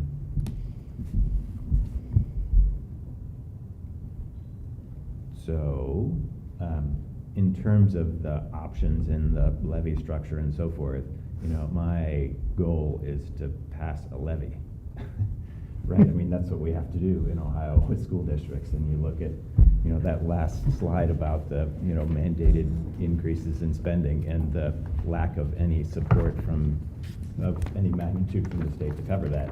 Like, we just need to pass a levy, and I think we kind of forgot that as a district, because it's been a while, and we, you know, haven't had these conversations and things like that, so that's like my primary goal. Secondly, though, I think income tax is the right way to go, right? I don't think a property tax is right for us, and we've done a lot of analysis on this for a long time, and I think that, you know, supporting a portion of our revenue with some type of income tax is the best strategy for it. It's a little complex to sell, but it's sustainable long term. There's lots of great reasons why I think that's the best strategy. And having talked to lots of people and gone door to door and done a lot of work in all the levy committee before, I think we're really close with an earned income tax. You know, I think that the community gave us feedback that 1 1/4 was too high, right? If we'd have come with 1, it would have been okay. I'm in support of an earned income tax of 1%. I think it's just sort of the easy thing to sell. It's the easy, you know, way to engage the community. You know, we get the feedback, 1 1/4 was too much. We made some changes. We go back with 1, and I think we're close enough. We can make that work. And so that's kind of my current position. But again, my first goal is to get a levy passed, and I think an income tax levy is better. I think an earned income is an easy, clean story. It's easier to get the senior support. You know, there's not many seniors that live on Social Security alone. There's often pensions and things like that that could be taxed under an all-income strategy. I think we got to get the senior support. You know, I've heard people say that maybe they voted against the previous levy because they thought it wasn't fair, because either seniors weren't taxed or maybe because they wanted to pay more or something like that. But I think people don't vote against the schools because they want to pay more. I think they just felt that level was too high. You know, they just felt that 1 1/4 was too much, and if we go back with 1, it's sort of a clean, easy story that doesn't engage another conversation at a different level. You know, and if we get stuck in what's earned income versus unearned income, I'd rather have property tax and so forth, I think it's just complex. And I think it's a clean story that we can go and sell the community and make up those few extra percentage points. So that's kind of where I'm at that, and I want to float that out, but I really want to have a great discussion around it, because again, my goal is to support the schools, right? And that's where we need to get to, and whatever the highest probability is way that we can get there, I'm all for.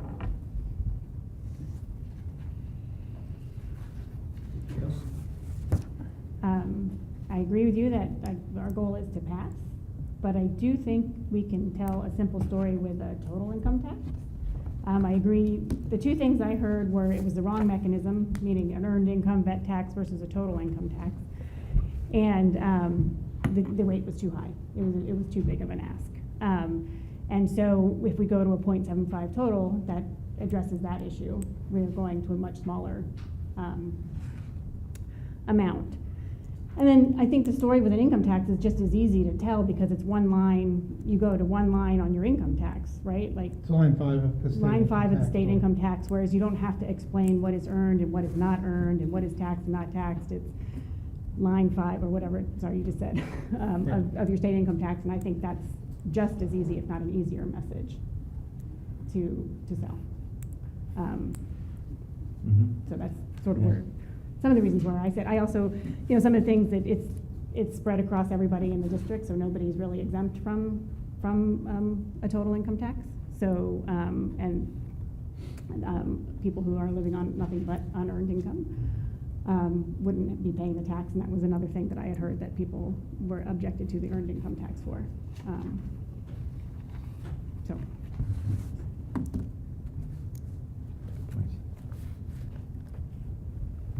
Mike, are we able to address Rick's question about if we did, I'm just curious, if we did do the 6.5 property tax, what would it be per? Give me, I believe it's a little over $200 per 100,000, but I can calculate it in about 5 seconds if you give me a chance. I'm just give me a curious. minute. I think one of the things we kind of struggled with in having these conversations is that people kind of think they sort of have a choice, right? Like whether, oh, I'll just wait for the next one because it'll be all income or earned income or property and so forth. And like the more options we have, if it's 7 or 3 or whatever, right? You know, you just got too many choices, and it's hard to get. If everybody can choose one of the 7, none of them are going to have more than 50%, right? If you're not a senior citizen and getting the homestead exemption, it's $227.50 per $100,000. And then there would Thanks. be a 0.85 mil reduction, which is gonna lower that a little bit.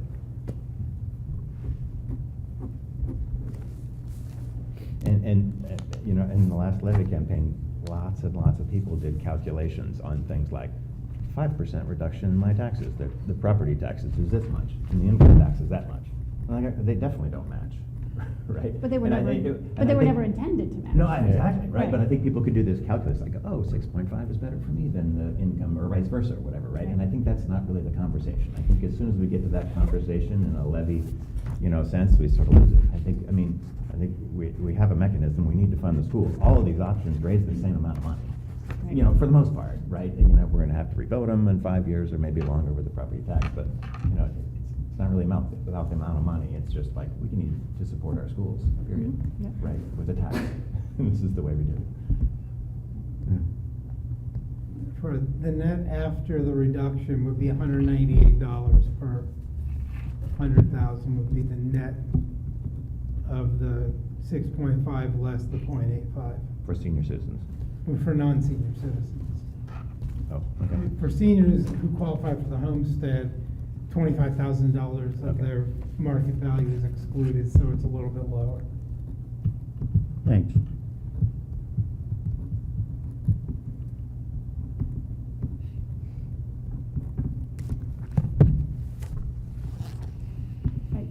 I do agree, though, I think an income tax that is a better mechanism for funding our schools, in part because it diversifies for a lot of the reasons we talked about already, it diversifies our revenue streams, it's long-term sustainable, it has a longer-term sustainability, it's better for business development because, you know, jacking up the property taxes hurts development because we're already one of the highest taxed districts or entities in Licking County, so people go elsewhere to start their businesses, which then means we can't try to equalize the Class 1 versus Class 2 property tax. Tax structure that we have in Granville, and also a property tax disproportionately affects lower income homeowners. They pay a higher proportion of their income to property tax than higher income people. So I think for all of those reasons, an income tax is a solid choice.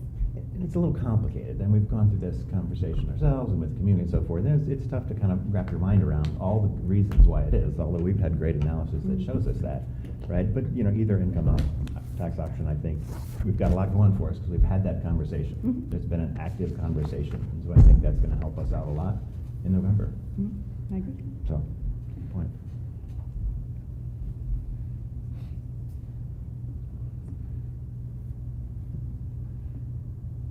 Fred or Amy? Go ahead, Amy. I'm the newest. I want to hear what everyone has to say.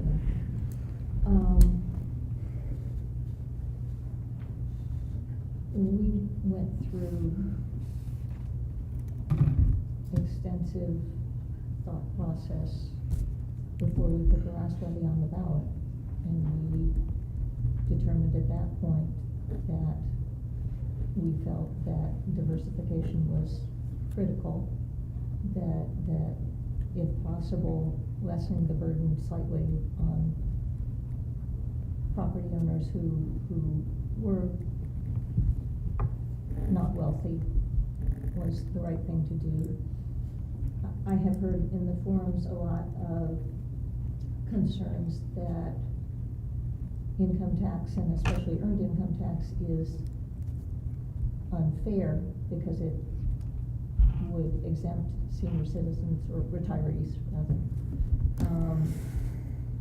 I sort of look at it in the other direction, because Mike did an analysis of homeownership since the first time that an income tax was voted in Granville, which was about 15 years ago.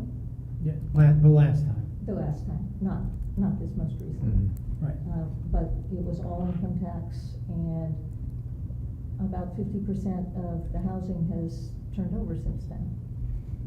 And what jumps out to me about 15 years is that's about the life cycle of a school child.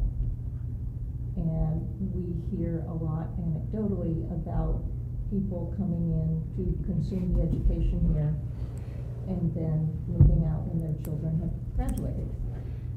And it seems to me as though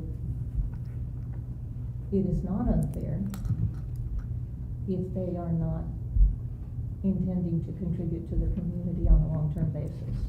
It is not unfair to ask them to contribute a little bit more on their short-term basis.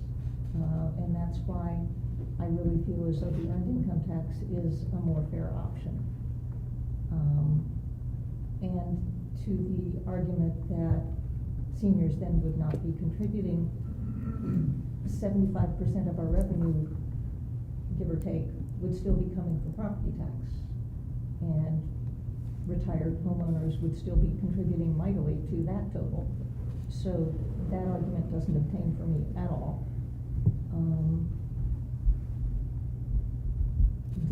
The other criticism that we heard regularly was that it was too much, that 1.25 was too much.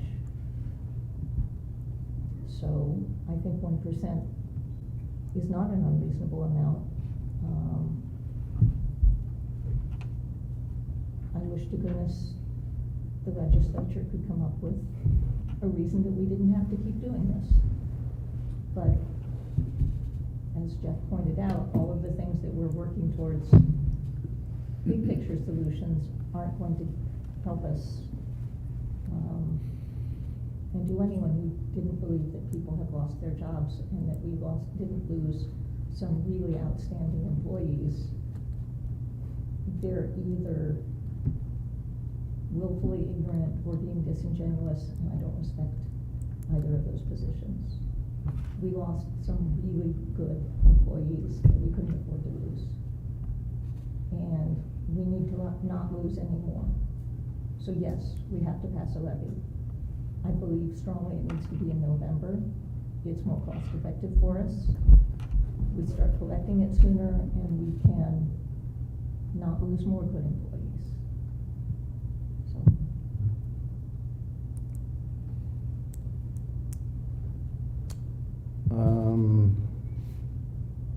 Yeah, I mean, there's no question we need to have at least in my opinion, we have to try again in November. And I prefer either one of the income taxes. I think frankly, I'm leaning towards the 0.75 all income tax. I see the merits of both. I also of a mindset to, I tend to agree that it's not going to be a hard sell if we go that route. But it gives an opportunity to see, let's see if this one works. And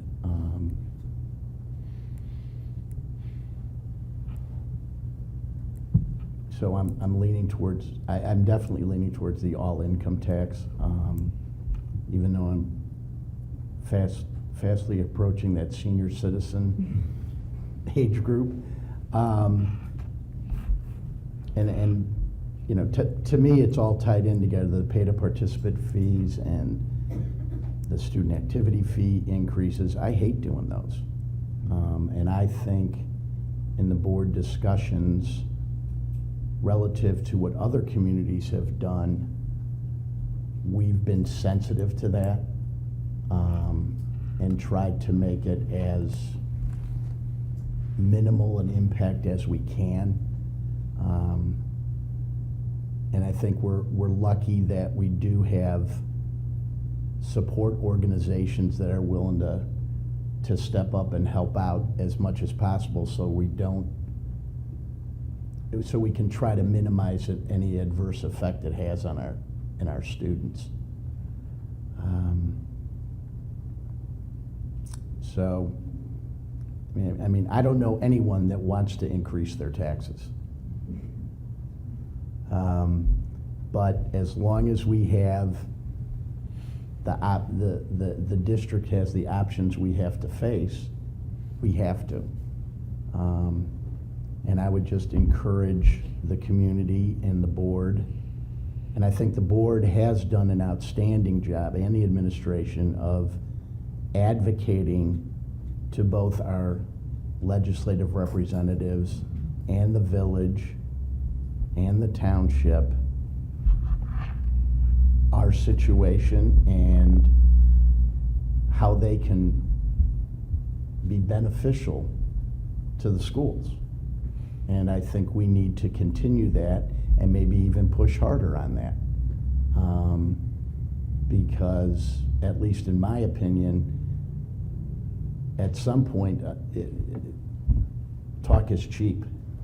And I think one of the encouraging things that came out of the last levy campaign was hopefully a better understanding of the limitations that the district has about raising revenue and how our governmental brethren are key to that. So, we have to do what we can do with the rules that we're given.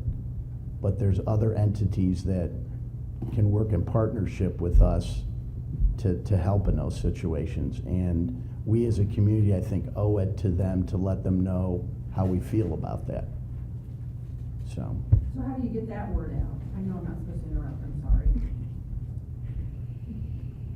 Because I think that would resonate. That was part of our message. That's always been part of our message. The last 5 years.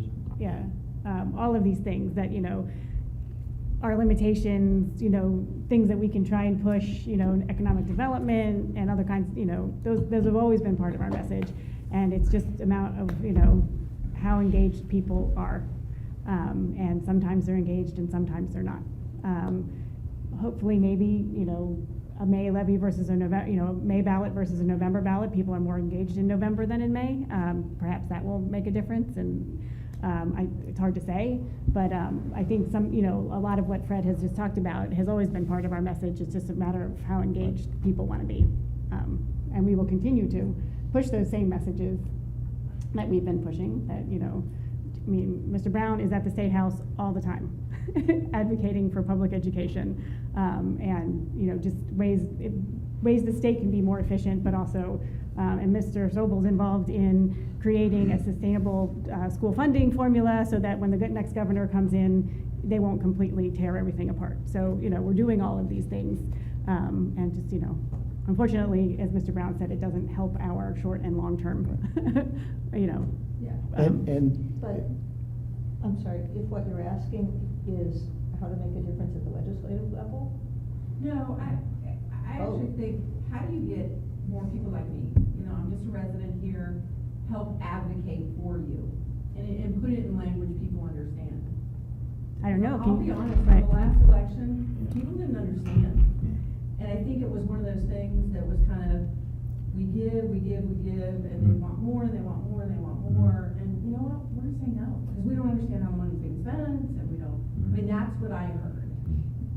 How do I be part of that solution? Well, I think a number of ways, and I said it the last, I don't know if it was a levy forum or board meeting, you learn a lot when you lose. And I think everyone learned a lot in losing with the levy not passing on what we can do to better communicate the message that needs to get out there. Now, as far as the village, and let the village know what you think when there's talk of development, and talk to your legislators about how school funding's done. Go directly to them and talk to them about that and say, we we need your help. I mean, speaking for myself, we moved to Granville almost 20 years ago because of the schools.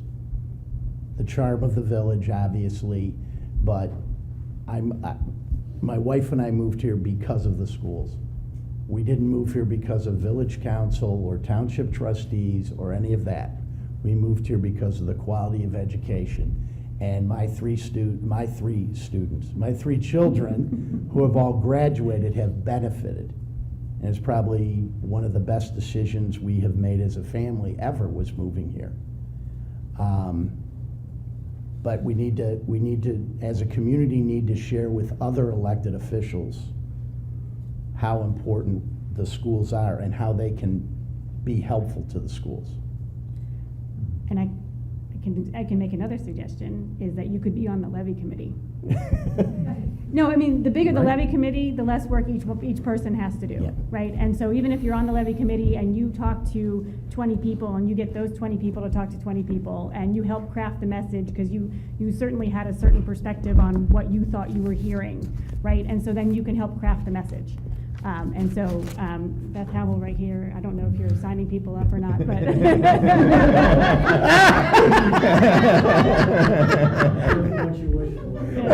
But again, I mean, but you can be, you can be heavily involved, you can be less heavily involved, but again, the more numbers that we have on that committee spreading the message, I think, helps. Yeah, and we have a very educated community in general, right? But I don't think our community educates themselves on school finance very often, other than at levy campaign times, right? And we had a complex issue because we're looking for an income tax, which is different than a property tax. And so it was hard for people to get their mind around that. And I think we did our very best of being completely open with all the information, the data, and the analysis and so forth. But I think we sort of lost our way with the fundamentals of what we need to sell and why. It's like, you gotta choose really good schools. You gotta choose great schools. You gotta vote for a levy to have great schools. And if you don't vote for a levy, schools get worse, right? And I think people sort of forgot that connection, right? And the fact that, yes, you do have to regularly vote for levies in Ohio because that's the levy cycle, right? And yes, there are implications to failing levies, right, by losing people. And I think if we get back to that fundamental message, the community of Granville is all about our schools, right? That's why people move here and things like that. And I think once we get back to that message fundamentally, like whatever the mechanism is, property or income, this kind of income, that kind of income thing, you gotta choose great schools and you gotta do it at the ballot box, right? And if we get that kind of emotional connection, then I think we'll pass. We got the no out of our system, I hope. Right? And people need to have that engagement and get here. And I think the levy cycle is in some ways healthy because it does engage people in the conversation. It does make them know that wow, I did really make a difference. You vote at national elections, you're not quite sure if you make a difference or not, but a lot of people voted in Granville and they made a difference, right, in the quality of our schools, right? And we're gonna do our best with the resources that we have, but I honestly think that there's a simple approach. We put this on the ballot, and we pass it, and back we go.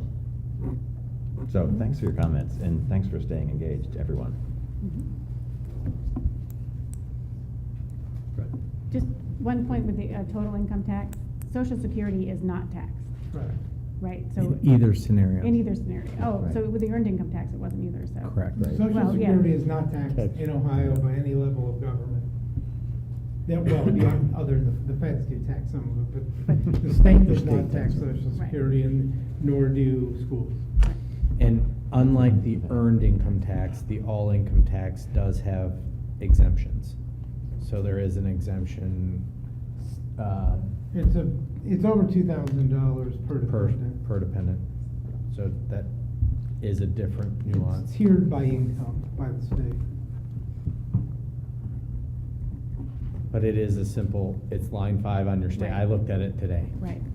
So. Because there was a lot of confusion from, at least some of the messaging, what kind of pass-through income counts or doesn't count, what does constitute earned income. And so I think, people, they got bogged down in that as well. Whereas if you just say total income, line 5, boom. Line 5, and then minus one, point, what are we subtracting 2.33? 2.33 mils of your income tax, and there's your total burden. Yeah. Of your property tax, what did I say? Income tax. Of your property tax, there's your burden.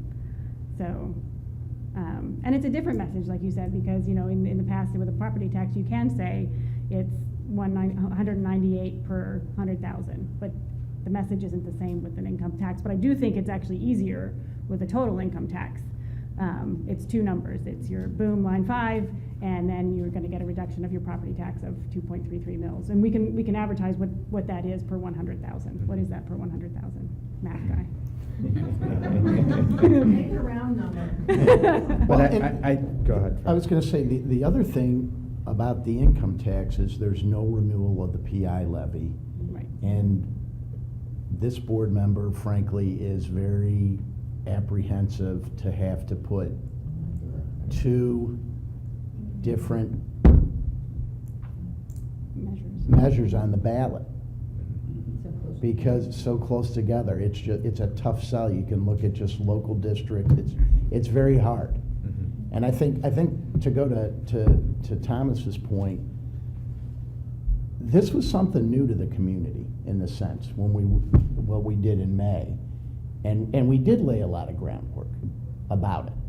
So I think coming back again, whether it's earned or all, but we've loosened them up to the idea of the income tax the second time around, which I think is a good thing. I much would have rather passed it in May, obviously, but we've at least engaged and we've started the discussion and engaged in it. The reduction for a non-homestead exemption is $71 per 100,000. I have some kind of level of concern of changing from an earned income to an all income, because I think it potentially could be more divisive in the community, right? Like, why is this change being made, and who's it in support of and who's it not? And I think it could be a little more confusing from a senior vote perspective as well, right? Because we have a very clean story with an earned income tax with seniors, whereas seniors that do have dividends or pension income or other things like that, because most seniors in Granville don't live purely on Social Security, right, could be not as clearly supportive. And I think we did not a very good job of getting the senior vote last time around, and that was a problematic. I mean, we kind of, this income tax strategy is designed to be, supportive by the community, and the seniors are important votes. So I think we need to do something very different, right, with how we promote to seniors and so forth through the levy committee and things like that. But I'm just a little concerned that, like, changing the mechanism will, like, have more questions, right, and cause more confusion, and maybe bring out, another group of opposition in some way, right, that hasn't been as clearly formulated before. And whether they target seniors with misinformation, or whether they, find some other mechanism to, make up data or whatever, I'm not quite sure. Or have valid concerns about, a much smaller percentage of the community paying a higher percentage of taxes. I'm not quite sure. So, I think it was divisive enough this last levy campaign. And the simpler we can make it, right, in my opinion, instead of like 1.25, you said, no, we're going to do 1, and it's clean and easy. The easier from that perspective to pass it. I have real concerns passing a different mechanism. Although the number is less, and I'm like motivated by the fact that 0.75 sounds better than 1, right? But there were two messages. One was it was a wrong mechanism because you're not taxing everybody, and 2, it was too big. And so by going to an all income, you get to the 0.75, and you get to the everybody pays. Yeah, I think people thought it was there's a a wrong good mechanism because it was a different mechanism, because it was some kind of income. No, they versus had property. they had valid reasons for saying that it wasn't. They said it disproportionately hurts wage income earners because you're not taxing unearned income. There's a chunk of income that wouldn't have been taxed that we unearned income that can potentially go to our total revenue stream, and so there were valid reasons for people, not just because it was an income versus a property, but because it was specifically an earned income. So, so I think there were 2 objections to what we went for last time. And again, I still think 0.75, line 5 minus $71 for 100,000 is a pretty straightforward message. And there is a good chunk of our seniors who make $100,000 to $200,000. And how much of that income do you need? Listen, I was all for the mechanism that we went for before, you know, again, but people didn't necessarily like that we were trying to protect a certain segment of the population. I mean, that was another message that I heard. Why would you target just that segment of the population and not try to, you know, spread the burden across everybody? That's the people who are talking to me. That's the message I got. One of the things is, as being the newest board member and coming in after the decision had been made and from my perspective, looking at it, I thought it was an interesting and a good strategy and sound in trying to do that. Mm-hmm. And I understood the amount. I understand why people said it might have been too high. And it didn't pass. So I look at the 0.75 earned, or excuse me, all, let's give this a try. And the thing that concerns me the most, frankly, is the 36% voter turnout. Because that's not a robust number for any segment of our community. And that's something that I think that's the thing I took away from the results was we collectively have to do a better job of getting out the vote. Because if the schools indeed are the most important thing, 36% is, to me, it's woefully inadequate, and that's an understatement. So I think that's, to me, I view that's the biggest challenge is we've got to get these people out to vote for the schools. If this is indeed the most important thing to you, and I think for most people it is, and maybe I'm totally wrong about that we have to get those folks out, to turn them out to vote. Yes. So, before you speak, maybe I can help a little. From a summarization standpoint, I'm not necessarily hearing anybody advocating for a property tax. So I just wanted to make that abundantly clear to the entire board. So you're really talking about the difference between 1 unearned and 0.75 on all. I said at every forum there is no perfect solution. Okay, so you are in the process.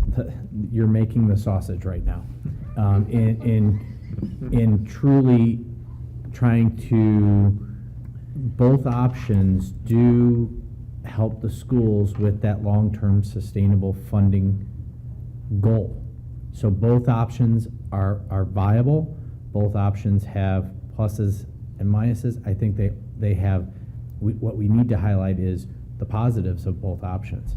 And the first one is, from what Mike shared, they do create that long-term sustainability of the funding of schools, where, you know, the other mechanism that we had discussed that you necessarily aren't oriented towards is more of a short-term.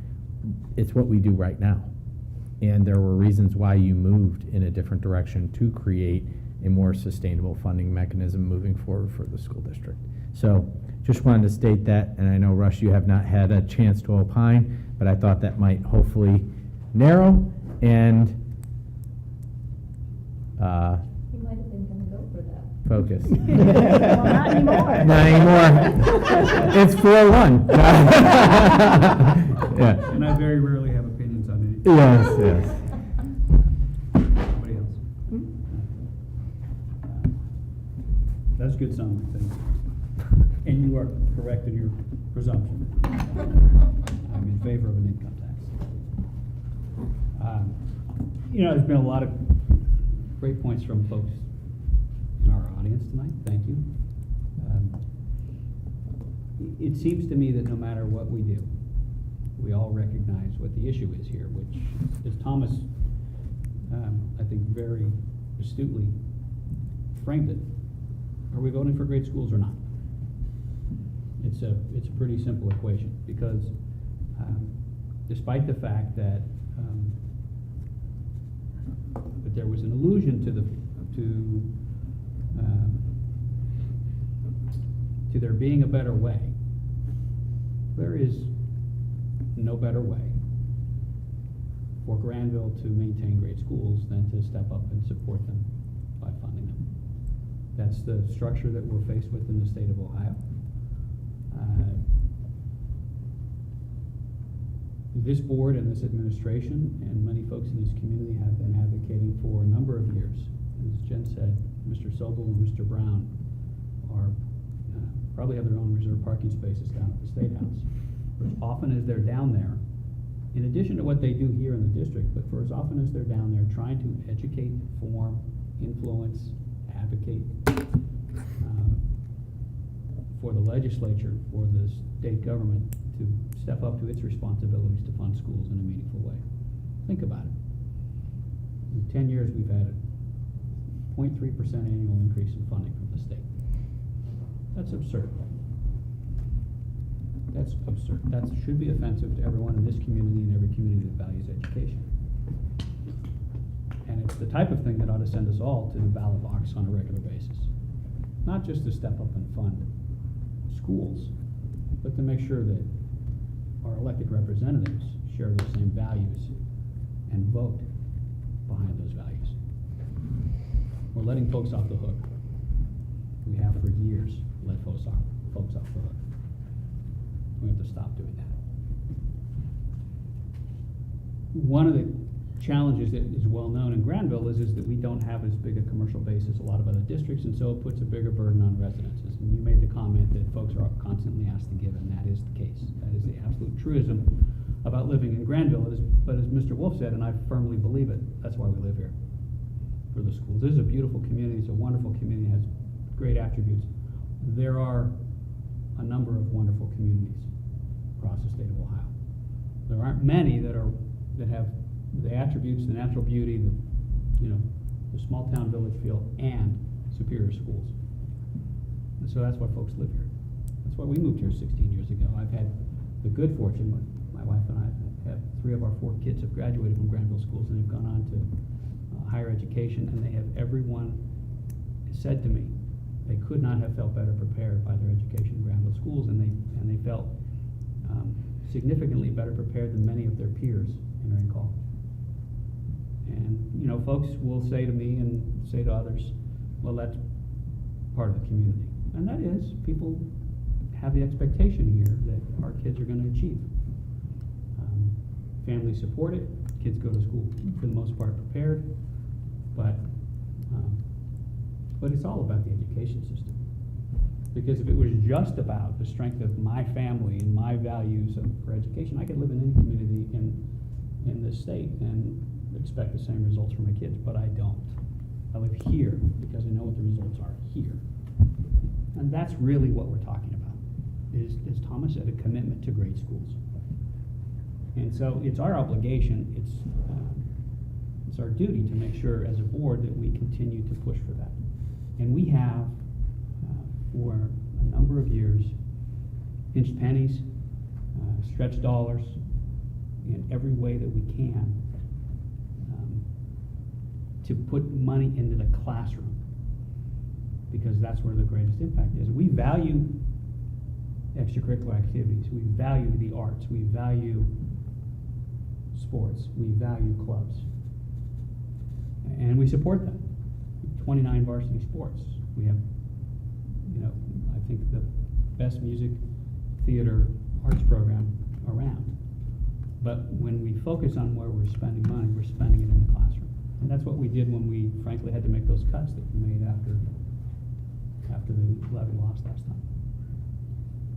There is no better way. Anybody who tells you that is not telling you the truth. The theory that some folks have advanced is that we should make massive cuts. And we've we've heard that from people both before and after the election, that our costs are too high. You saw evidence tonight that our costs are not too high. And our message needs to be simple going forward. It costs a lot of money to have great schools, and we spend what it costs to have great schools, but the results are there.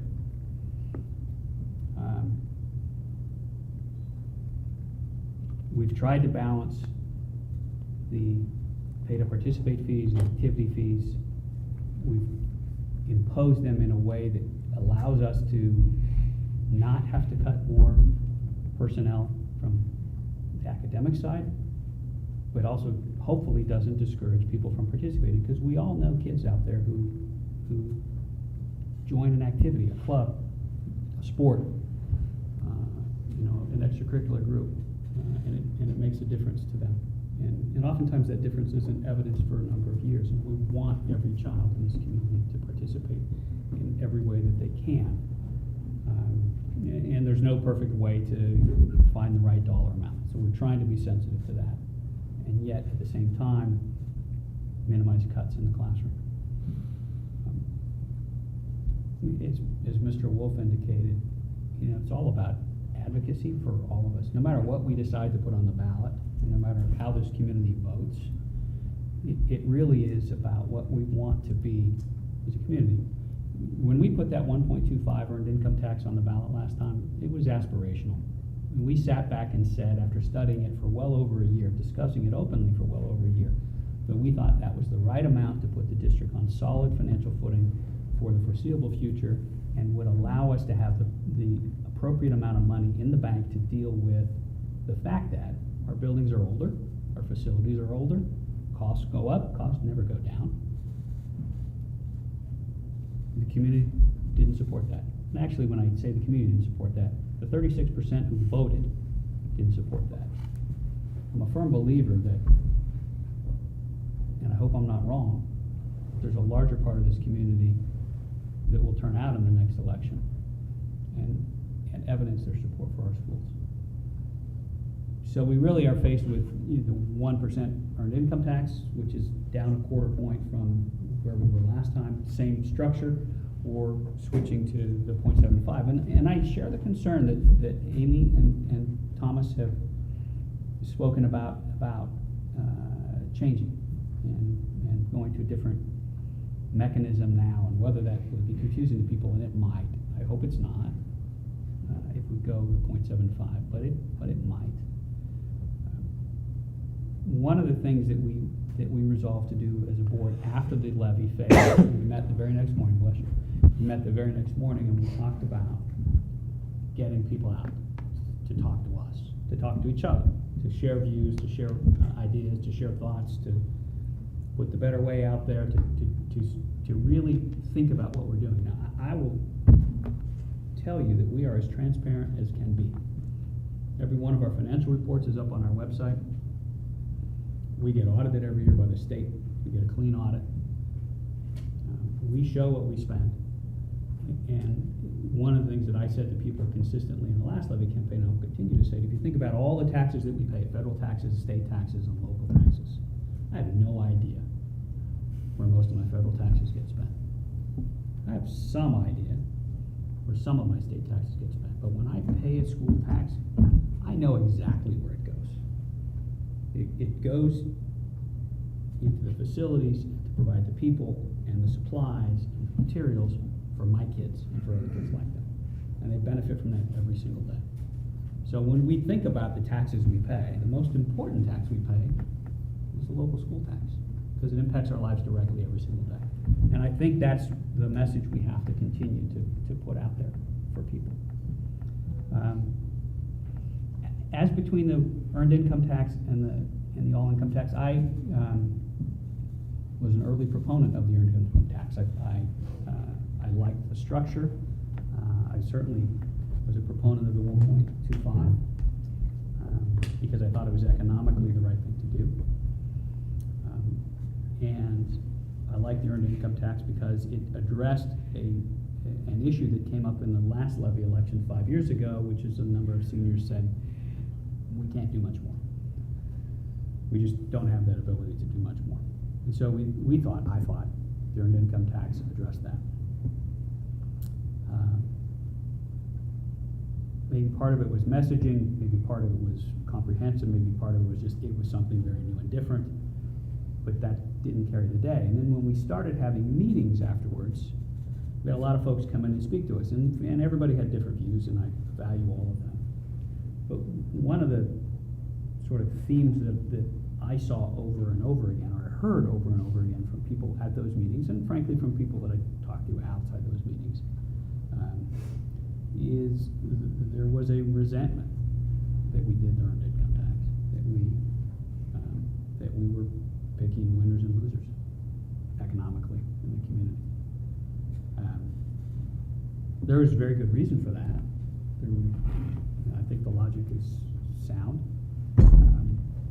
We didn't win. And so when I look at it now,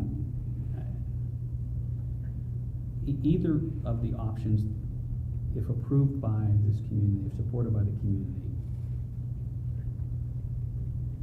has practically the same economic result going out for us, going out for 10 years. We can be off the ballot for, well, we can renew it in 5, but it's enough to get us 8 or 9 years out.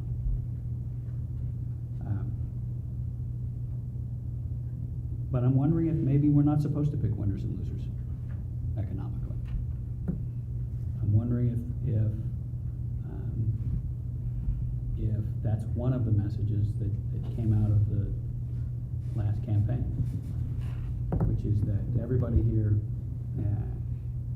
has a common interest in our community and in one of the great attributes of great treasures of our community, which is our schools, and everybody here accepts some responsibility for funding that. And Amy's point is a strong one, that 75% of our budget comes from property taxes, which everybody pays. So seniors and others on fixed income would still pay that.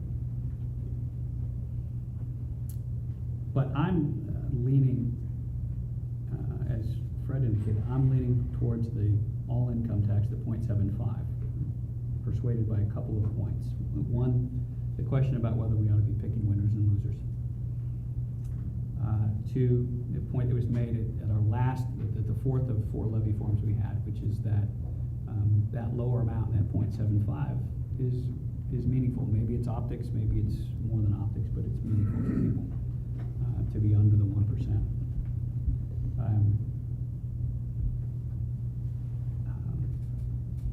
And that it's straightforward. As Jen indicated, we all have that same line 5 on our tax returns. We can all go directly to that number and figure out what it is. I'm concerned that, to Thomas's point, that may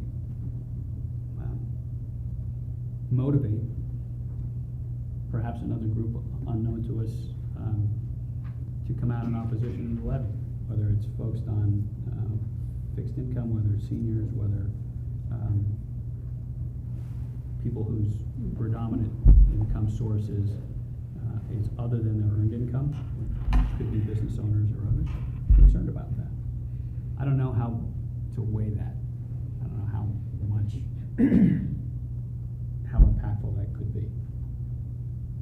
But then that shifts the burden back to us, back to all of us, back to every one of us, to be persuasive in the argument that we all pay because we value great schools. We all step up and we get out and vote, and get our neighbors out to vote because we value great schools. So I don't know that there's I don't think there's a wrong choice in either one of those. I don't know that there's a choice that is better or not. After listening to the discussion tonight, after listening to the committee in 4 public forums, I'm inclined to try the 0.75 all income to give the community another option, something we haven't given them before, and see whether folks like it. And I hope it's not that easy, that it's just whether folks like it. Because as we said after the last election, elections do have consequences. And the consequences of failure, if we fail again, become magnified. And I absolutely agree with each of my colleagues here. It's imperative that we're on the ballot in November. there's, first of all, we're all paying attention. People are interested. Secondly, more importantly, you know, there's no way to run a business by waiting until we're in financial distress, in deep financial distress, to come back and try and figure out how to solve it. We need to do it now. We need to be out in front of it. So I think absolutely we need to be on the ballot now.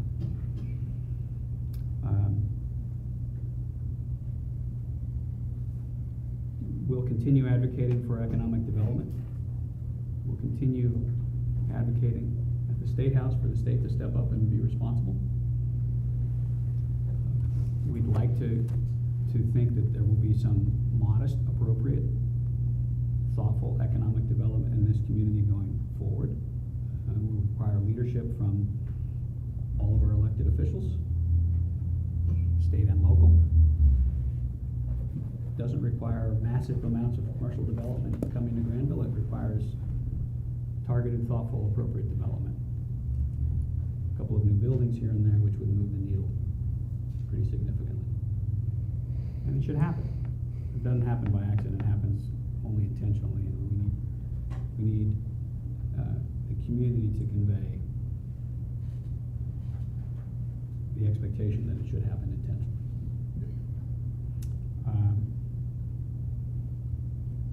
As I said, I don't often have opinions. No, never. So I will, I think the arguments are powerful arguments in favor of the 1% earned income tax and the 0.75 all income tax. I lean, and it's close. It's close, and I could get, I can advocate equally for either option, but I lean to the 0.75. I don't have to be the last one who speaks if anybody else has anything else they want to say. We can have a chance to chat about it later because it's on the agenda. Okay. All right, well then, having sucked all the oxygen out of the room, I'll close that part of our discussion. And we'll move to board reports, and then we will come up with a vote a little bit farther down the agenda. Thomas, you're on for the GEF. Right, I'm sad that I was not able to attend myself to the Blue, White, and Boom event, but I am thankful that the GEF hosted another fantastic event. And Jeff, if you have any updates for us specifically, So I'd love to hear. what I'd like to report is the joy I had in walking from the Robbins Hunter Museum, listening to our electric orchestra that was funded by GEF, and then walking to the Midway or the center stage and listening to our Blue Steel drum band and our jazz band perform, and then later hearing our singers. To me, a lot of the entertainment that was brought to that area was because of our student performers. And so the GEF event, it's always nice to see people come back and see their friends.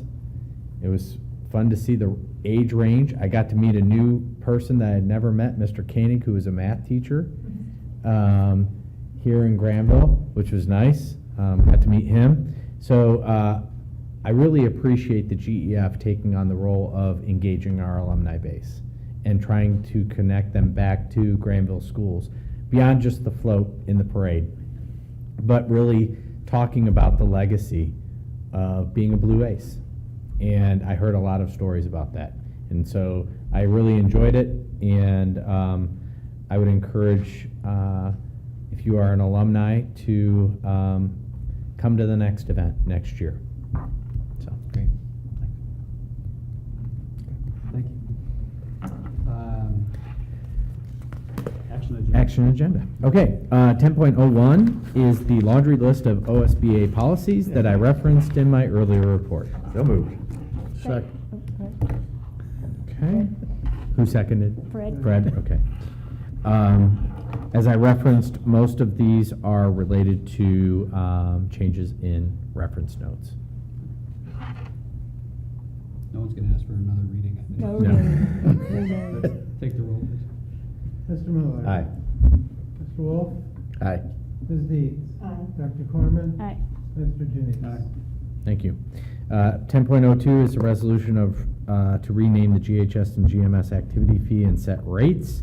I am open to any motions that may occur after I make my recommendation. Second. Okay, discussion. Anybody have a thought on a different name? I kind of like not changing the name and just calling it an activity fee. I agree. I think people will figure out that the participation fee is for athletics and the other one is For for everything the else. rest and so forth, and I don't want people to think they can opt out because they're not in some club or something like that. Well, because it's, you know, what you consider an extracurricular also, right? Like, I mean, because this goes towards, class advisors, which helps the entire class, right? It goes towards dances, it goes towards, I don't know, remember the other. Student council, Student government, yeah. which affects everybody, right? Whereas if you sort of, you know, I think adding that word in there just makes it feel like, oh, I don't do one of those, so why am I paying it? So, because it does go towards, you know, things that affect all students. So, I think I tend to agree with Mr. Miller. But We could remove the renaming and just set the fee. It requires a Yes, motion to amend. Motion to amend. I would like to make a motion to amend this item to keep the fees as stated, but remove the renaming of the activity fee. Second. Okay. Any discussion? Okay. Let's take the roll. This is the roll on amending the resolution. Correct. Mr. Miller? Aye. Mr. Wolf? Aye. Dr. Corman? Aye. Ms. Deeds? Aye. Mr. Janice? Aye. Now, do we need to? Vote on the amended, yes. So what is left then, we'll raise the high school fee from $50 to $75, and the middle school fee will remain at $30, will not change. Discussion on Ms. Deeds? Aye. Mr. Miller? Aye. Dr. Corman? Aye. Mr. Wolf? Aye. Mr. Janice? that? Aye. Thank you. Approval of the resolution to implement pay to participate athletic fees. So moved. Oh, sorry. Dr. Corman, Second? No, let somebody else. We have a second. Second. Is there a desire to change that family cap as was suggested, discussed earlier? I think it's worth taking a look at to see how much of a swing. Talk, you guys talk for a minute. Right, I mean, if. Again, sausage making. If we have the cushion and it doesn't really move the needle in terms of what we need to raise. Although 750 is sort of a weird, I think 800 would be, since the fee is. In some Depends if ways. it's a middle school or high school or a right. combination of the two and so forth. Whatever. Fred, thank you for at least seconding, because we gotta have this conversation and so forth. But Yeah. I think I don't like it what at is, all. the board was intending and was also amended earlier was that per student fee. You know, Dr. Crum brought that up, Yeah. and the sensitivity to the Family Max. So again, I think the concept is recognition that we're trying to do the most to benefit the budget, but have the least impact on the families and students, and also on participation. We want students to participate. What I was going to say earlier related to the student activity fee is 85 to 90% of our students are engaged in some type of activity, which we want. That's a protective factor. That's something that we talk about from a wellness standpoint. So We do not want that to be impacted by a fee structure. However, in circumstances where it's potentially saving jobs, I absolutely am very supportive of making this recommendation to you as a board. And I could keep talking, but. Well, the other thing I wanted to just mention real quick, somebody had talked about the middle school fee. And we had come up with that number because that's in line with what the GRD pays, GRD sports are. Yes. If not even a little bit less than what, right, like, or it's in the ballpark for, depending on the sport, so that's in line with what GRD middle scores. So that's, Right. I just And- wanted to sort of throw that out there, that's. And what was brought up earlier, depending on the sport, they might not have as many contests as the varsity, but then again, other sports have as many or maybe just one less. So I mean, I would suggest we just I'm okay leave with it that, as. yeah. At as it 1,000. is. And I think it's gonna be too hard for Mike to do on the fly. Yeah, again, I don't think that it's going to blow a hole in the budget to set a maximum at $750 rather than setting it at $1,000 per family. As it is, the 1,000 maximum didn't really have a huge impact, did it, from? The 1,000 did not, the 1,000 did not have a huge impact. Because of the cap on each student, the 1,000 does not have a lot of impact. The 750 will have, if you think about it, if you have 2 high school kids in 2 sports, there would be a $50 difference. If you have a high school and a middle school kid each in 2 sports, you're not hitting the maximum. It would take a 3rd child in a sport before you hit a max. There are probably a limited number of families with 3 kids in 7th through 12th grade in multiple sports, which is why I believe it will not put a hole in the budget to cap the maximum at 750.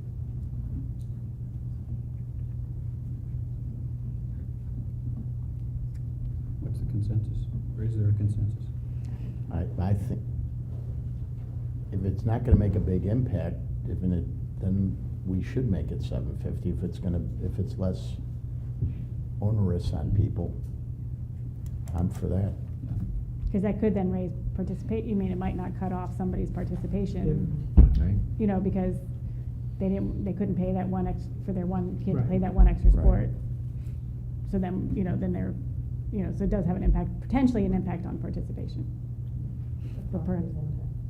A positive impact, Yeah. yeah. So we need an amendment. A motion to amend the resolution, is it a resolution? No, the. Motion. Motion, it is a resolution. From a family maximum of $1,000 to $750. Second. Let's call a roll on that, please. Dr. Corman. Aye. Ms. Deeds. Aye. Mr. Wolf. Aye. Mr. Miller. Aye. Mr. James. Aye. Thank you. Any further discussion on the pay to participate generally? Take the roll. Dr. Corman. Aye. Mr. Wolf. Aye. Mr. Miller. Aye. Ms. Deeds. Aye. Mr. Janice. Aye. Thank you. Thank you. 10.04 student handbooks for the 18-19 school year. So moved. Second, Jen. Oh, Jen, okay. Wait a minute. Amy. Oh, Amy. Amy, I'm sorry. I didn't hear myself. I thought you So, at the same time. Thomas second. I'll second Amy's All right. motion. And remember, this is just the middle school and high school because we Right. already approved the elementary and intermediate. Right. Has the change that you spoke about earlier. Correct. Okay. Any discussion? Comments? No? I like the changes that were made. Thank you for doing that. Yep. We listen. We know. Take the roll. Ms. Deeds. Aye. Mr. Miller. Aye. Dr. Corman. Aye. Mr. Wolf. Aye. Mr. Janice. Aye. 10.05 are the athletic and coaching handbooks for the 18-19 school year. So moved. Second? Discussion, questions? Any significant changes? Now, basically minimal change in the athletic, but no change in coaching.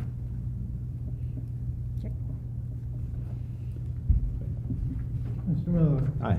Dr. Corman? Aye. Ms. Deeds? Aye. Mr. Wolf? Aye. Mr. Jennings?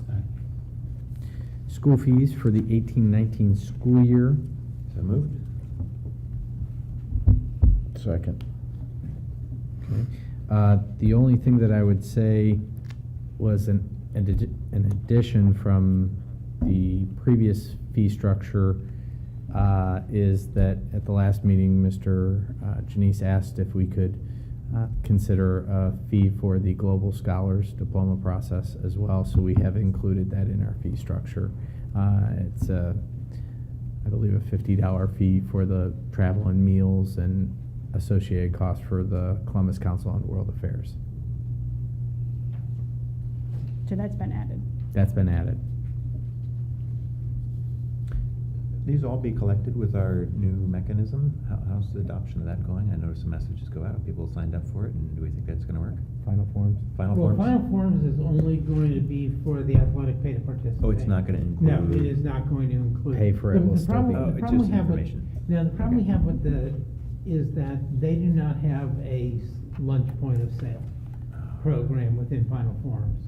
So it makes sense to do the athletic through Final Forms since they have to come on to register the students through Final Forms for the athletic anyway. So it makes sense to collect the fees that way. Okay. If we did the activity fee, or not the activity fees, well, the activity fees and the class fees through Final Forms, we'd still have to pay for it to do The school lunch. the school lunch, so it didn't, and the cost differential is, well, plus we're moving the cost onto the parents. The Right. cost differential is minimal, and so it seemed like it made more sense to keep the rest of the fees as people are used to doing it already, rather than changing the structure, that pay structure. Any questions?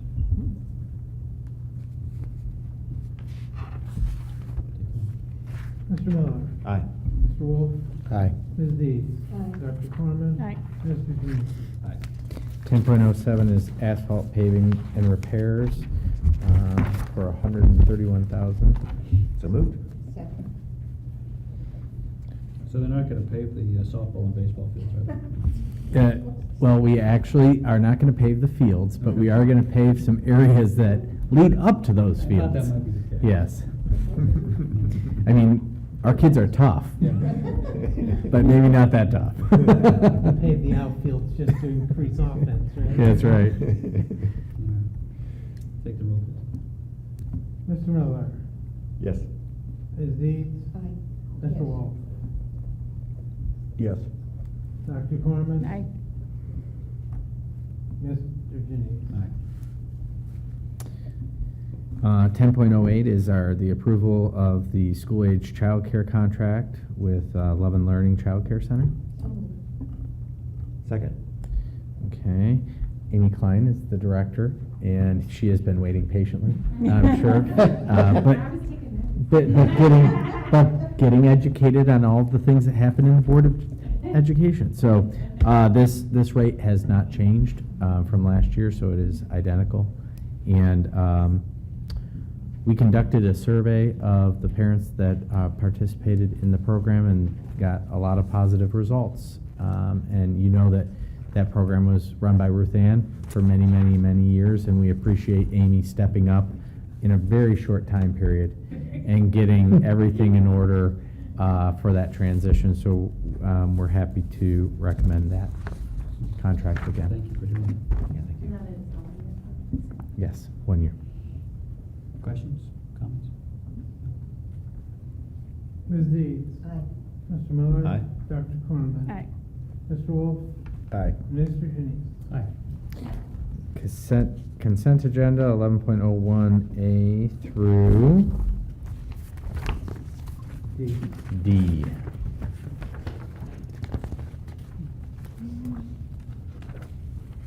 So moved. Second? If I could make one comment, on the donations, we had a little bit of communications mix-up, and the second and the third donations listed are actually the same donation. And that was just it was a communications breakdown, and so, I don't think we need to formally amend the agenda, but it is, those are actually both the same donation. Another thing that I would call your attention to, with the elimination of the 2 librarian positions, we are offering our GHS librarian and GES librarian 5 additional days this summer to get those libraries together, because that is an expansion of their duties. And we appreciate them stepping up and helping to support the additional workload. Yes.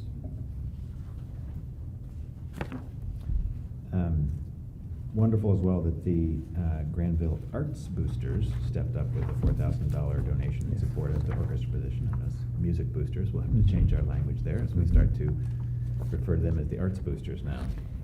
But it's fantastic that the community appreciates all that we have in our music program and is willing to step up for the orchestra position.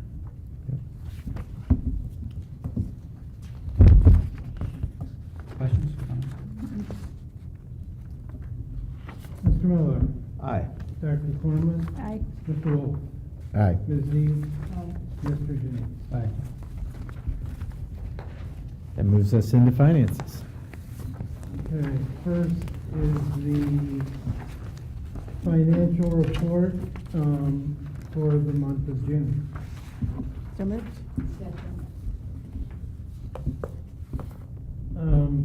A couple of things to point out. On page 4, I have updated the forecast to reflect our final expenditures and revenues for the year.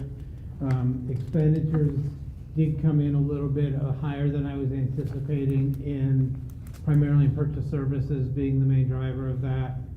Ended up a little bit high. I have also, there are a couple things that we have learned about since the May forecast. One of which is I have put in an amount starting in 2020 for the development of the medical facility at the Ackley property, based on the meeting I was at the week before last. That seems to be pretty much a done deal. The village, it seems, is on board. Their goal is to begin construction in the fall and complete construction by next fall, to take occupancy before the end of 2019, which would bring it on at the 2020 for payable in 21. The estimate is it will have a value of between $6.5 and $7.5 million. That's full value. I put it into the forecast based on the lower $6.5 million value. So what you don't see is that actually impacts the 2 years of the forecast beyond what is on the table here. The net result of all of this is essentially we are almost in the exact same place now as we were when the forecast was filed in May. The expenditures have pushed things up. That additional revenue from the development has brought some offsetting revenue. So that is one of the things I wanted to point out.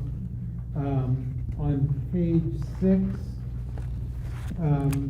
if you look at our total expenditures, we're up 4.2% over last year. You'll see a table in the grayer box at the bottom. I made 2 adjustments to that.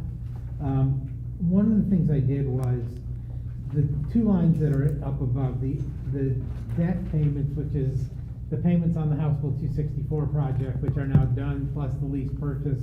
I kind of backed those out because those are not really, short-term spending. It's a long-term project. And the other uses is primarily spending on things that should have happened the year before. They are making up for payments that should have been the year before. I backed both of those out, but then made 2 adjustments to that. the 258,000 in other uses that we spent during the 17-18 school year, both of those are because we were undercharged for certain things during the 17 or the 16-17 school year. So in reality, that spending should have happened a year earlier. It didn't, so that inflates the growth rate. We also, in the benefits, because we funded the HSAs all up front, we incurred 12 months of benefit costs all in 1 month.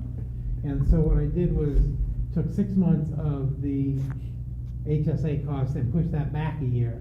And when you do that, we end up with a 3.4% year-over-year growth rate in aggregate.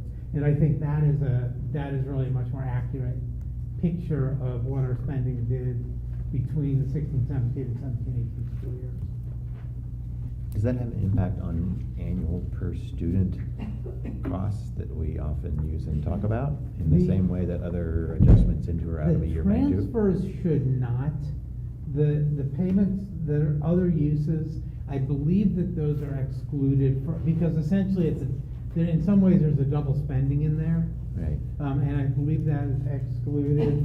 The benefits will, the HSA will, because that's gonna be all in 1 year. Right. So that is going, but offsetting that is, the $695,000 we spent out of the, last year, that wouldn't have been counted, but what it got, it would have when it actually, because a lot of that was transfers to our PI to pay for 1-to-1 and for the infrastructure project, and that was counted. Right.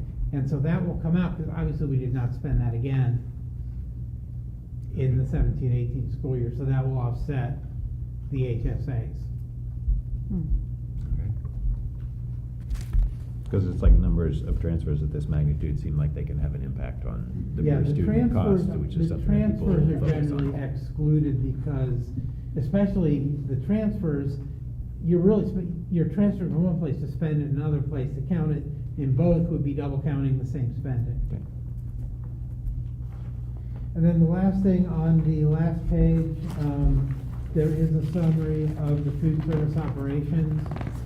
You will see that our revenue for the year of about $741,000 was $866 above what we paid AVI.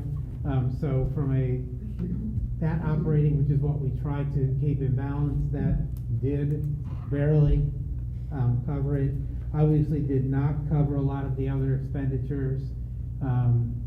And you will see an action item later on for us to do a transfer from the operating budget to the food service to essentially pay for the last payment. And it's really because of the pay-for fees, because of the level of fees.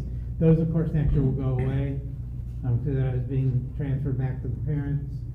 The nickel increase that we approved in the lunch fees at the last meeting should help then cover a lot of the other costs besides the AVI costs. So I'm hopeful next year that the revenues actually will cover the entire program, not just, or at least come very close, not just the direct payments to AVI. Questions?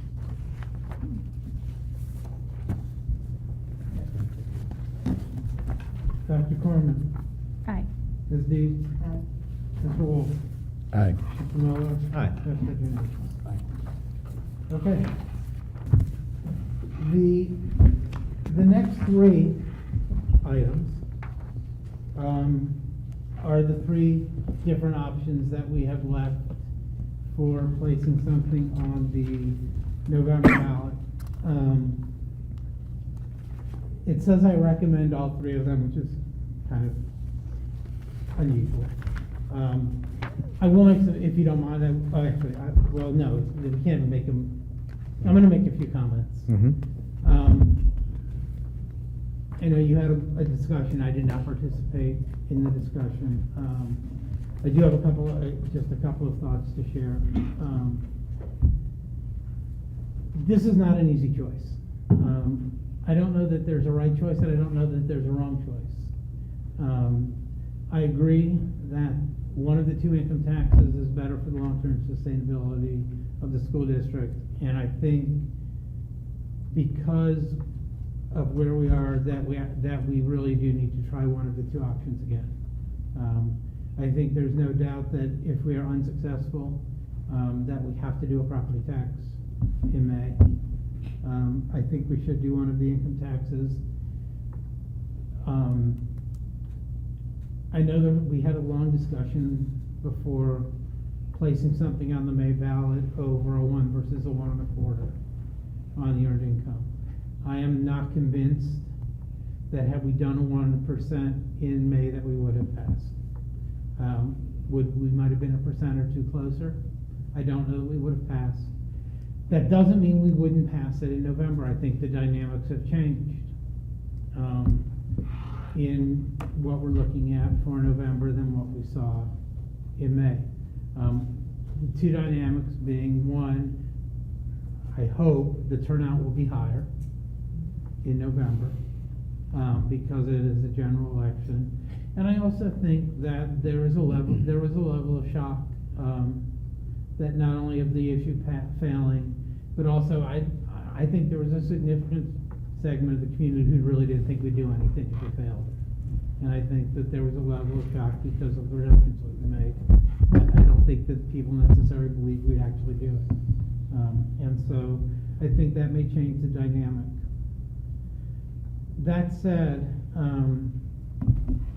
the arguments that there's arguments for and against both choices. Very good arguments for and against both choices. I'm with Russ and Fred and Jen in that I do come down slightly on the side of doing the all income tax, and there are 3 reasons for that. One is that Social Security is still exempt, so to the extent of our lower income seniors, a significant portion of their income is Social Security, and that will still be exempt from tax. A second is that, as there is on the state income tax return with the with the all income, there is a $50 senior citizen credit. What that means with a 0.75% rate is it's essentially exempting just about $6,700 of income, because that would, on $6,667 of income, the tax is $50. So the credit will offset that. I think there's a strong argument, and probably the most pervasive argument, that 3/4 is better than 1. I know it's on all income. That may mobilize some folks who sat out or may have been supported, but I think it will also bring some folks who voted against it strictly because of the ask, who don't have a lot of income that's not earned, so there's not a big difference in their base. And the 3/4 is significant. The other 2 items is there is a personal exemption. That personal exemption is graduated. Again, thinking about seniors at under $40,000 of income, it's $2,300 per exemptions. If you have a senior couple, that's $4,600 of income that is also not taxed. And the other thing which I really hadn't thought about until I was thinking about this some today is that before you get to line 5 on the state income tax return, there is a deduction for medical expenses in excess of 7.5% of your adjusted gross income.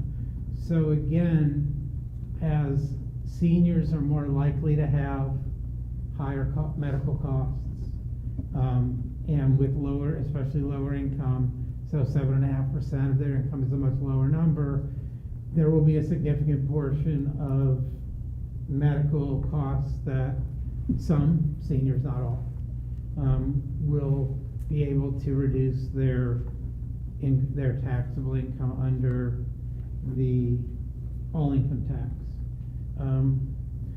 And I think that the combination of all those things, but especially the 0.75% versus the 1%, is probably, to me, is enough to swing the argument in favor.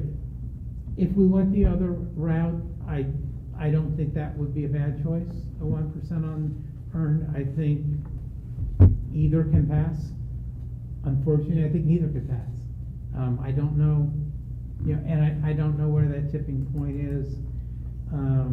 But that's kind of my feeling on, again, for what it's worth, that is my feeling on the subject. I know you guys spent a lot of time, thinking about it, as we all have, and debating it. That's just my 2 cents worth. If you have any questions. One, you told us at our most recent, I think at the last forum, that you had data that all income had dropped for the most recent tax. All income has dropped, yes, all income did drop from 2015 to 16, which changed in the interim between when we were doing these. What you saw, the simulation that you saw tonight, for both the 1% earned income tax, which actually increased from before, and the 3/4 on all that decreased were already built into those. Those were both factored in to the estimates that were in my presentation. How big a drop was it for all income? Do you know? I should know that off the top of my head, and I do not. It was, I want to say it was about a 4% drop. I would have to, I gotta look up the numbers to be sure, but I think it was somewhere in that range. Do you have any sense whether that could be an ongoing factor? Unfortunately, the federal data, which breaks it out a lot more, at least as of late last week when I last looked, has not been released. And so without seeing that data to see where the drop occurred, where the drop occurred, I would presume that we would assume that it will not come back, that it was not a one-time thing, and maybe in 15 there was some one-time thing that drove it maybe higher than it should have, and so 16 came back down to a more normal level. But without seeing the specific sources of data, it's really hard to answer that question. Of course. But probably the all income will fluctuate more in general. It will. Right. The An all earned income income will be a more steady increase of wages over time, Yeah. whereas all income will be higher sometimes and lower sometimes. Yeah, all income is definitely a little bit less stable. It does have the capacity to grow faster than earned income does, but also has the capacity to fall further than earned income does because of especially not really the pension side of it, but the side of it related to capital gains and business income, to a lesser degree, interest and dividends as profits and interest rates move, can be more volatile. Plus, taxpayers do have a little more flexibility in when they realize income of that kind. A lot of times they will react, in reaction to changes in federal tax law. They will accelerate or postpone the realization of capital gains, because that's the nature of that type of income.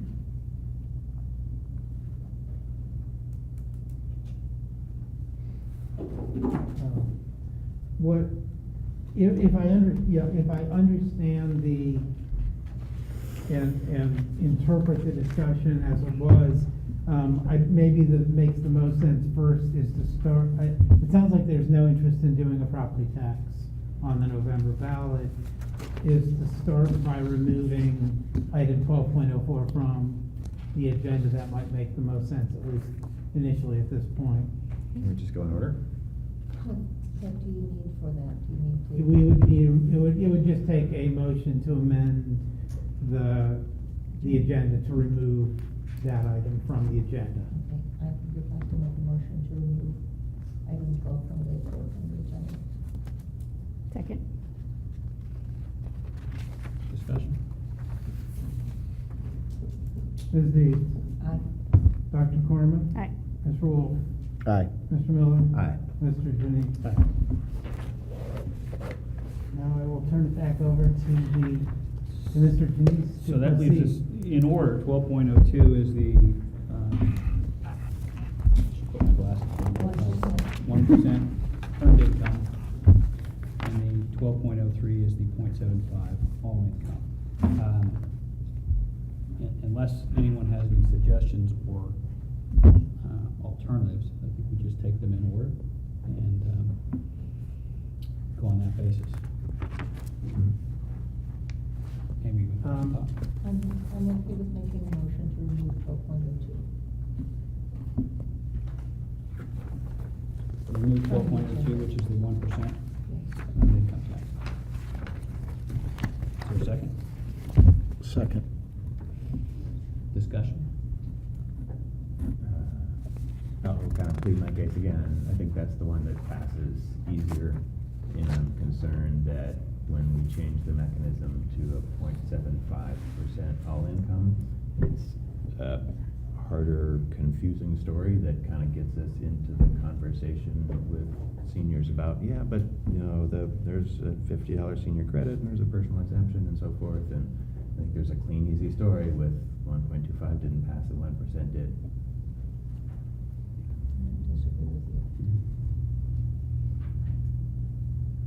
It's still, either one still takes a lot of education of the senior population. So I'm going to slightly disagree that I still think that it can be a fairly easy message. And I think the 0.75 I optic do too. is very strong. I do too. I think it's a strong message. Yeah, that's where I'm leaning to.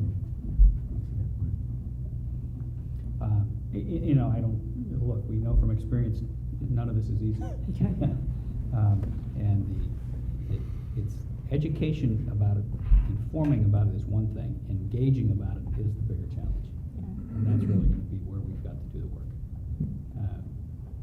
We have a thoughtful, well-educated, interested community, and so we've got to find a way to engage them. And I think whatever we do, you know, I think we can explain the logic behind it. Before we vote on my motion, though, do you have a sense of the income taxes that other districts have passed in the last 15 years, since we first tried? What percentage of them that have been successful are earned and what aren't, give or take? Just off the top of your The head. dynamics are, since 2000, keep in mind, the first portion of that period, There was earned only was one still not, choice. earned was still not a choice for the Right. first portion of Right. that. Over the last 9 or 10 years, all the ones that have passed have been unearned. All Prior the to. ones that have passed? Hmm? Yes. All the ones? Yes. But almost all of them that Oh. have been tried have also been earned. I don't think there have been a lot of all income taxes tried over the last 10 years because of the earned option, being available.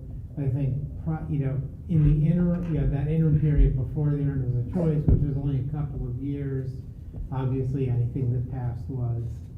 And Was all incomes have been renewed. Yeah. Right. Through that period of time that were instituted prior. But if we put an all-income tax on the ballot, it's not something that's been passed in Ohio. But since what are the earned income tax demographics, has come though, out. of the communities that have done the earned The income? thing, the demographics of the community that have income taxes that are most like us have all income taxes, but the caveat being all of them passed their taxes before earned was a choice. If you look at Bexley has a 0.75% on all. Wyoming, down by Cincinnati, has 1.25% on all. Perrysburg up by Toledo is either half or 3/4 on all. It's one of the, I can't remember which it is off the the top of my head, but they all predated, Earned as a possibility. when it was a possibility. Yeah, honestly, in the last 10 years, there haven't been very many districts with demographics like ours that have tried either. You know, in some ways, we're kind of in uncharted territory for things that have been done over the last 10 years. What about Lincoln County schools? They're about half and half, as far as. Depending on the age of They have them, them or they essentially don't have probably if them, they're or- old ones, they're No, all. as far as the one, there are 5 that have them. Uh-huh.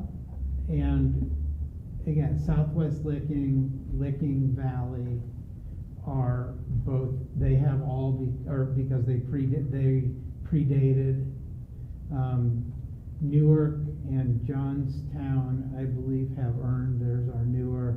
North Fork, I can't remember, again, I don't remember off the top of my head which one they have.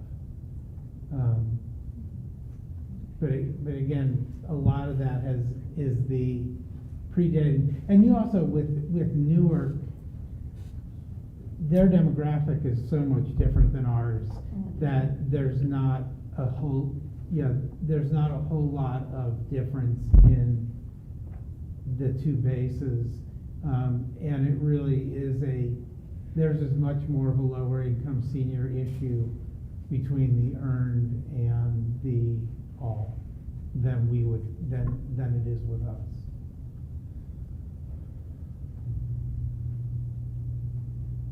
What percentage of our senior population is relatively low income? I have. I know. That's why I asked.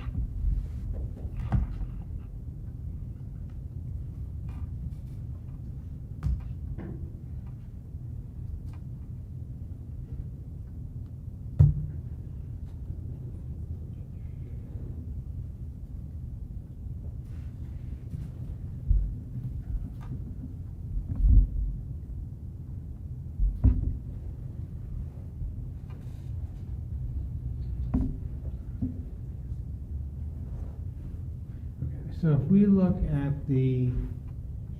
probably better look at the IRS data, which really, that only covers the 43023 zip code. It does not include the portion of the districts in 43055. Of the 5,740 federal returns that were filed,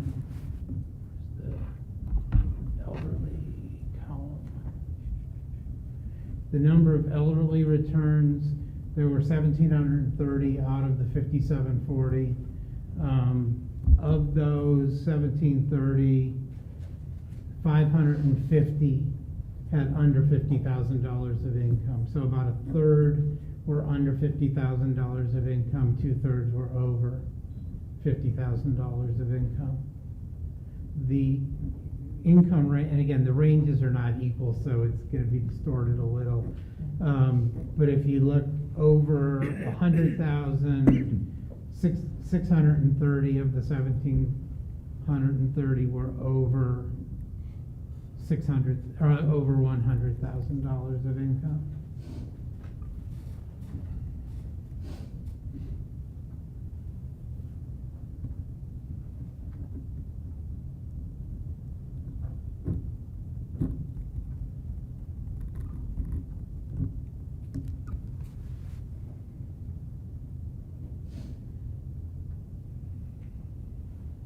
More questions, comments? Nope. Let's, Okay. on the amendment. This is or to on the remove withdrawal. 12.0 from the agenda. Ms. Dees? Mr. Wolf? Aye. Mr. Miller? No. Dr. Corman? Aye. Mr. G? Aye. And that leaves 12.03. So moved. Second. Oh. Second. Who's, Amy, you second? No, me. Yeah, you checked it. Discussion? Let's pass it. Let's do it. Mr. Miller? Aye. Dr. Corman? Aye. Ms. Dees? Aye. Mr. Wolf? Aye. Mr. Janice? Aye. Thank you. And the last item is 12.05, the resolution for fund transfer. So moved. Second. That was you, Fred, right? Yes. Okay. And this. Jen. with the- Sorry. You know, my hearing aids don't always work properly. This would be to allow a fund transfer out of the operating fund to the food service fund, in amount not to exceed the June bill here, which we'll be getting in a couple weeks. Remember last year, the June bill was a little under $9,000. I just expect it to be in that same range. You know, could be a little more, could be a little less, but to allow us to do a transfer to come. And again, this is primarily because of the pay-for-it fees that are running down the balance in the food service fund. Questions? Ms. Dees? Aye. Mr. Wolf? Aye. Dr. Cornman? Aye. Mr. Miller? Aye. Mr. Janice? Aye. Is there a motion? To make a motion to move into executive session? I'll Consider second the- Amy's motion. Consider the employment of public employees or officials. Ms. Dees? Aye. Mr. Miller? Aye. Dr. Cornman? Aye. Thanks. Mr. Wolf? Aye. Mr. Janice? Aye. Motion to, oh, that's all. No action to follow. There will be no action to follow.